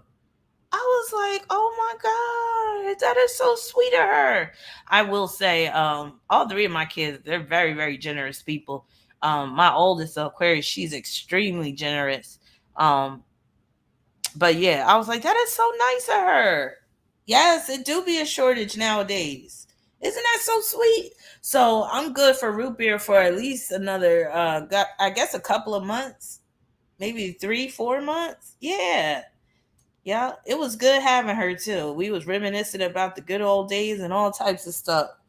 But yeah. All right, where are we at? So I'm not even going to be pulling charts at this point. I'm just wrapping things up. I'm tired. Like I said, it's that time in the month. I gotta, but I mentioned this already, but yeah, remember Columbine? That was a crazy ass story. Kids shooting up the school. What was their names? Eric Harris and Dylan Klebold. But I feel like this could have been on some CIA shit too, because they've been trying to take our gun rights away forever. And this was like the first of many school shootings to come. So the whole Columbine situation, that rocked this nation. People weren't ready for it. And I got to see how many, I think it was like 15 got killed, but let me double check.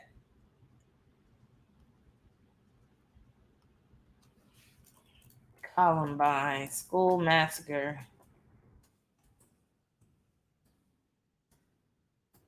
I'll never forget that one story about where one of the shooters asked this girl if she believed in God, and she said yes, and then he shot her. That shit was crazy. All right, so they murdered 12 students and one teacher, so 13 people were murdered.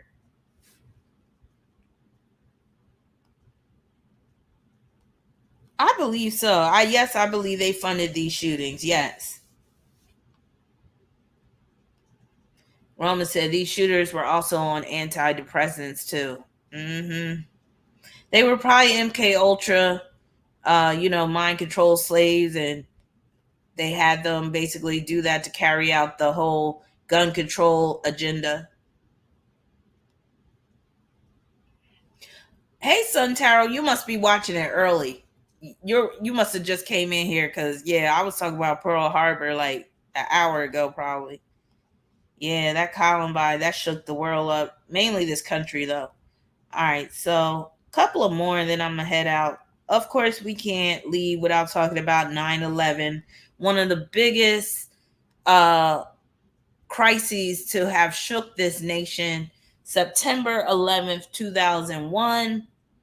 And the first plane hit the building, one of the World Trade Centers. That was what time? 8:45 a.m. I know a lot of y'all remember what y'all were doing when you saw this on the news. I remember where I was at. I was at a doctor's office. I was at my children's pediatrician because I had an appointment with them in the morning. And I remember they had the news on, and that's when I saw, because by the time I got there, one of the buildings had already been struck. And so they had the news on, and they just showed the World Trade Center like with smoke coming out of it. And then right while I was in the doctor's office, the second plane hit that second tower. And I remember, oh my God, I remember I rushed home after that doctor's appointment. I called a talk radio station because I got Mars and Gemini, and I had to get my thoughts out. And I was the first caller that he took. And my question was, I was like, where was national security? I was like, how was this allowed to happen and all this type of stuff? And he hung up on me because he was like, what are you talking about? Where was national security and stuff? And I was like, because I know, especially like that Pentagon situation too. There's no way they should allow that fighter jet to fly over that airspace where the Pentagon was. And didn't that happen like an hour after the attacks in New York or something? It was a crazy day. And then when Building 7 came down on its own, that was very questionable. Larry Silverstein taking the insurance policy out on that Building 7, and he got rich off of that Building 7 collapsing. And that building that collapsed, Building 7, had nothing to do with the Twin Towers collapsing. So, but that was neatly swept under the rug.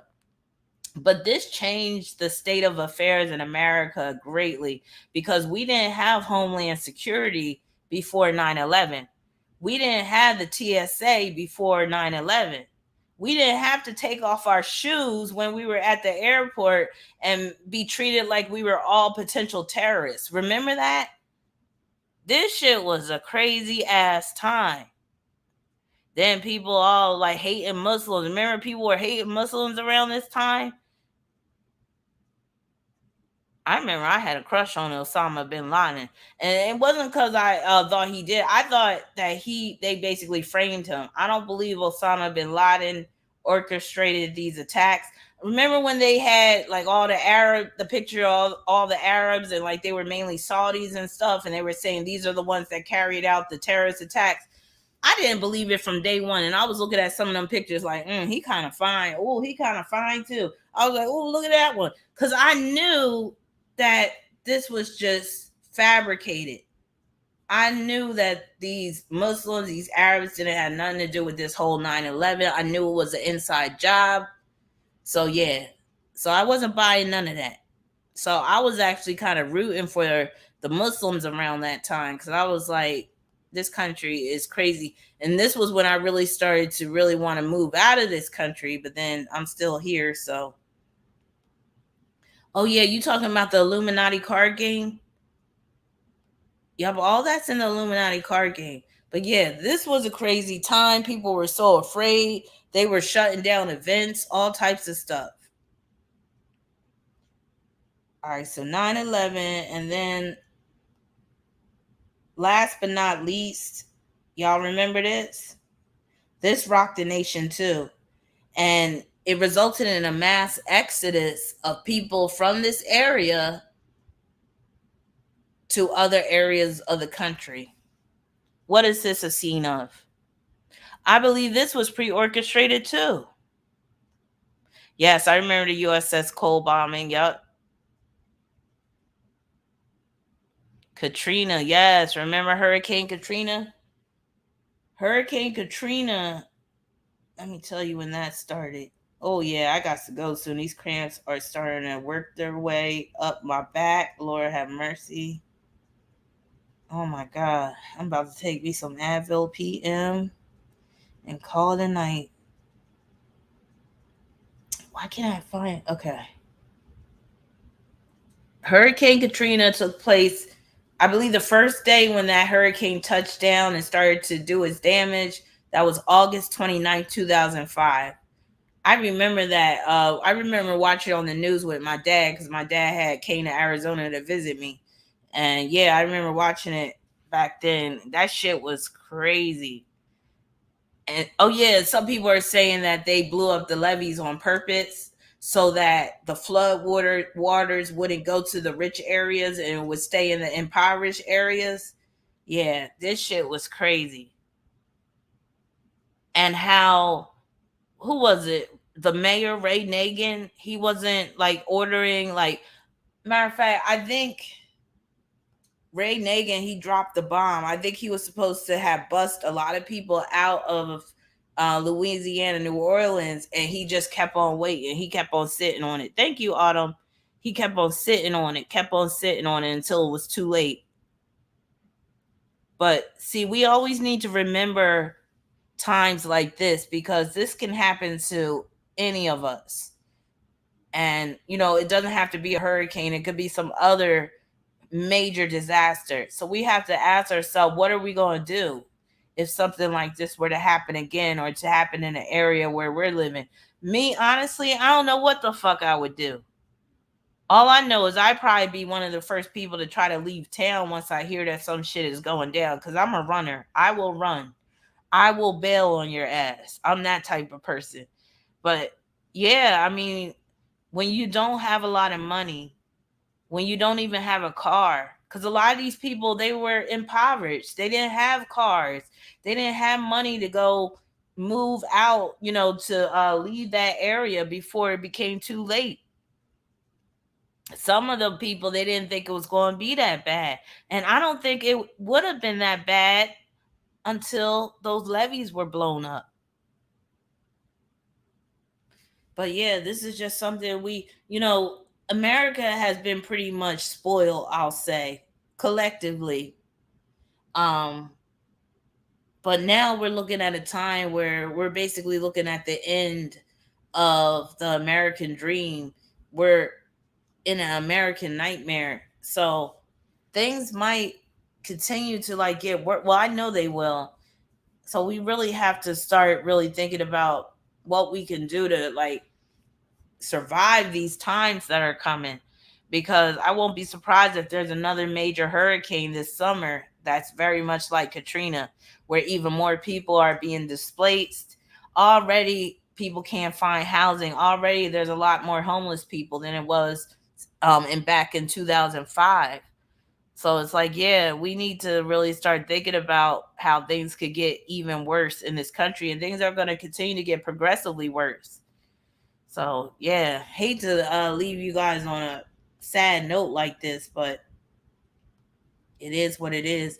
And anybody, before I leave, y'all can throw out any other major events that's happened in this country. Somebody mentioned OJ, so I didn't mention OJ, but he is another major historical figure in terms of the events happening in America, because that rocked the nation as well. Can anybody think of any other major events that really shook America to its core? The '08 election. Was that the one? Wait a minute. So the '08 election, was that Obama? Abu? The 2008 Great Recession. Okay, yeah, Obama became president. Yup, I should have added that one in there. But I can do more of this week, especially since it's cancer season. The 2003 blackout. What area did that happen in? Was that just New York? Kamala Harris became the first vice president. The '04 election, too. Then we had the stock market crash in 2008, like Queen Dara D said, the Great Recession. The second invasion of Iraq, and let's not forget Afghanistan, and that happened after 9/11. ISIS, yes. Oh yeah, I definitely believe there's going to be some blackouts this summer, and you know this summer just got started. So you want me to do a part 2 on the history of this nation? Yeah, I should put together a part 2 because there's a lot of things that I missed. CERN is getting turned on in a few hours at 7:09 in Geneva, Switzerland. I don't think they're going to be happy until they blow up half of this world. These CERN people, because I believe that their motives are nefarious. Of course, the Trump presidency was a major historical element in the United States. Let me see what else. Can't think of anything else offhand. Oh, because they put it in the news, Felicia, about them turning the CERN machine on. I guess if our hair starts standing up, that means that shit's back on. But yeah, like I said, they're not going to be happy until they blow up half of this planet. They remind me of like Marvin the Martian. Remember that cartoon? And he was like, I'm going to blow up the planet Earth.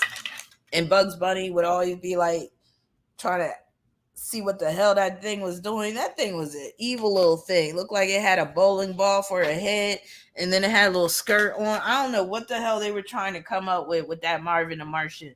Let me pull up a picture of him right now. But that's how these people think. These certain people, they're like that.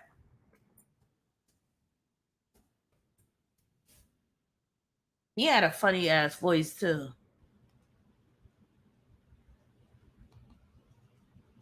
This dude was straight up evil.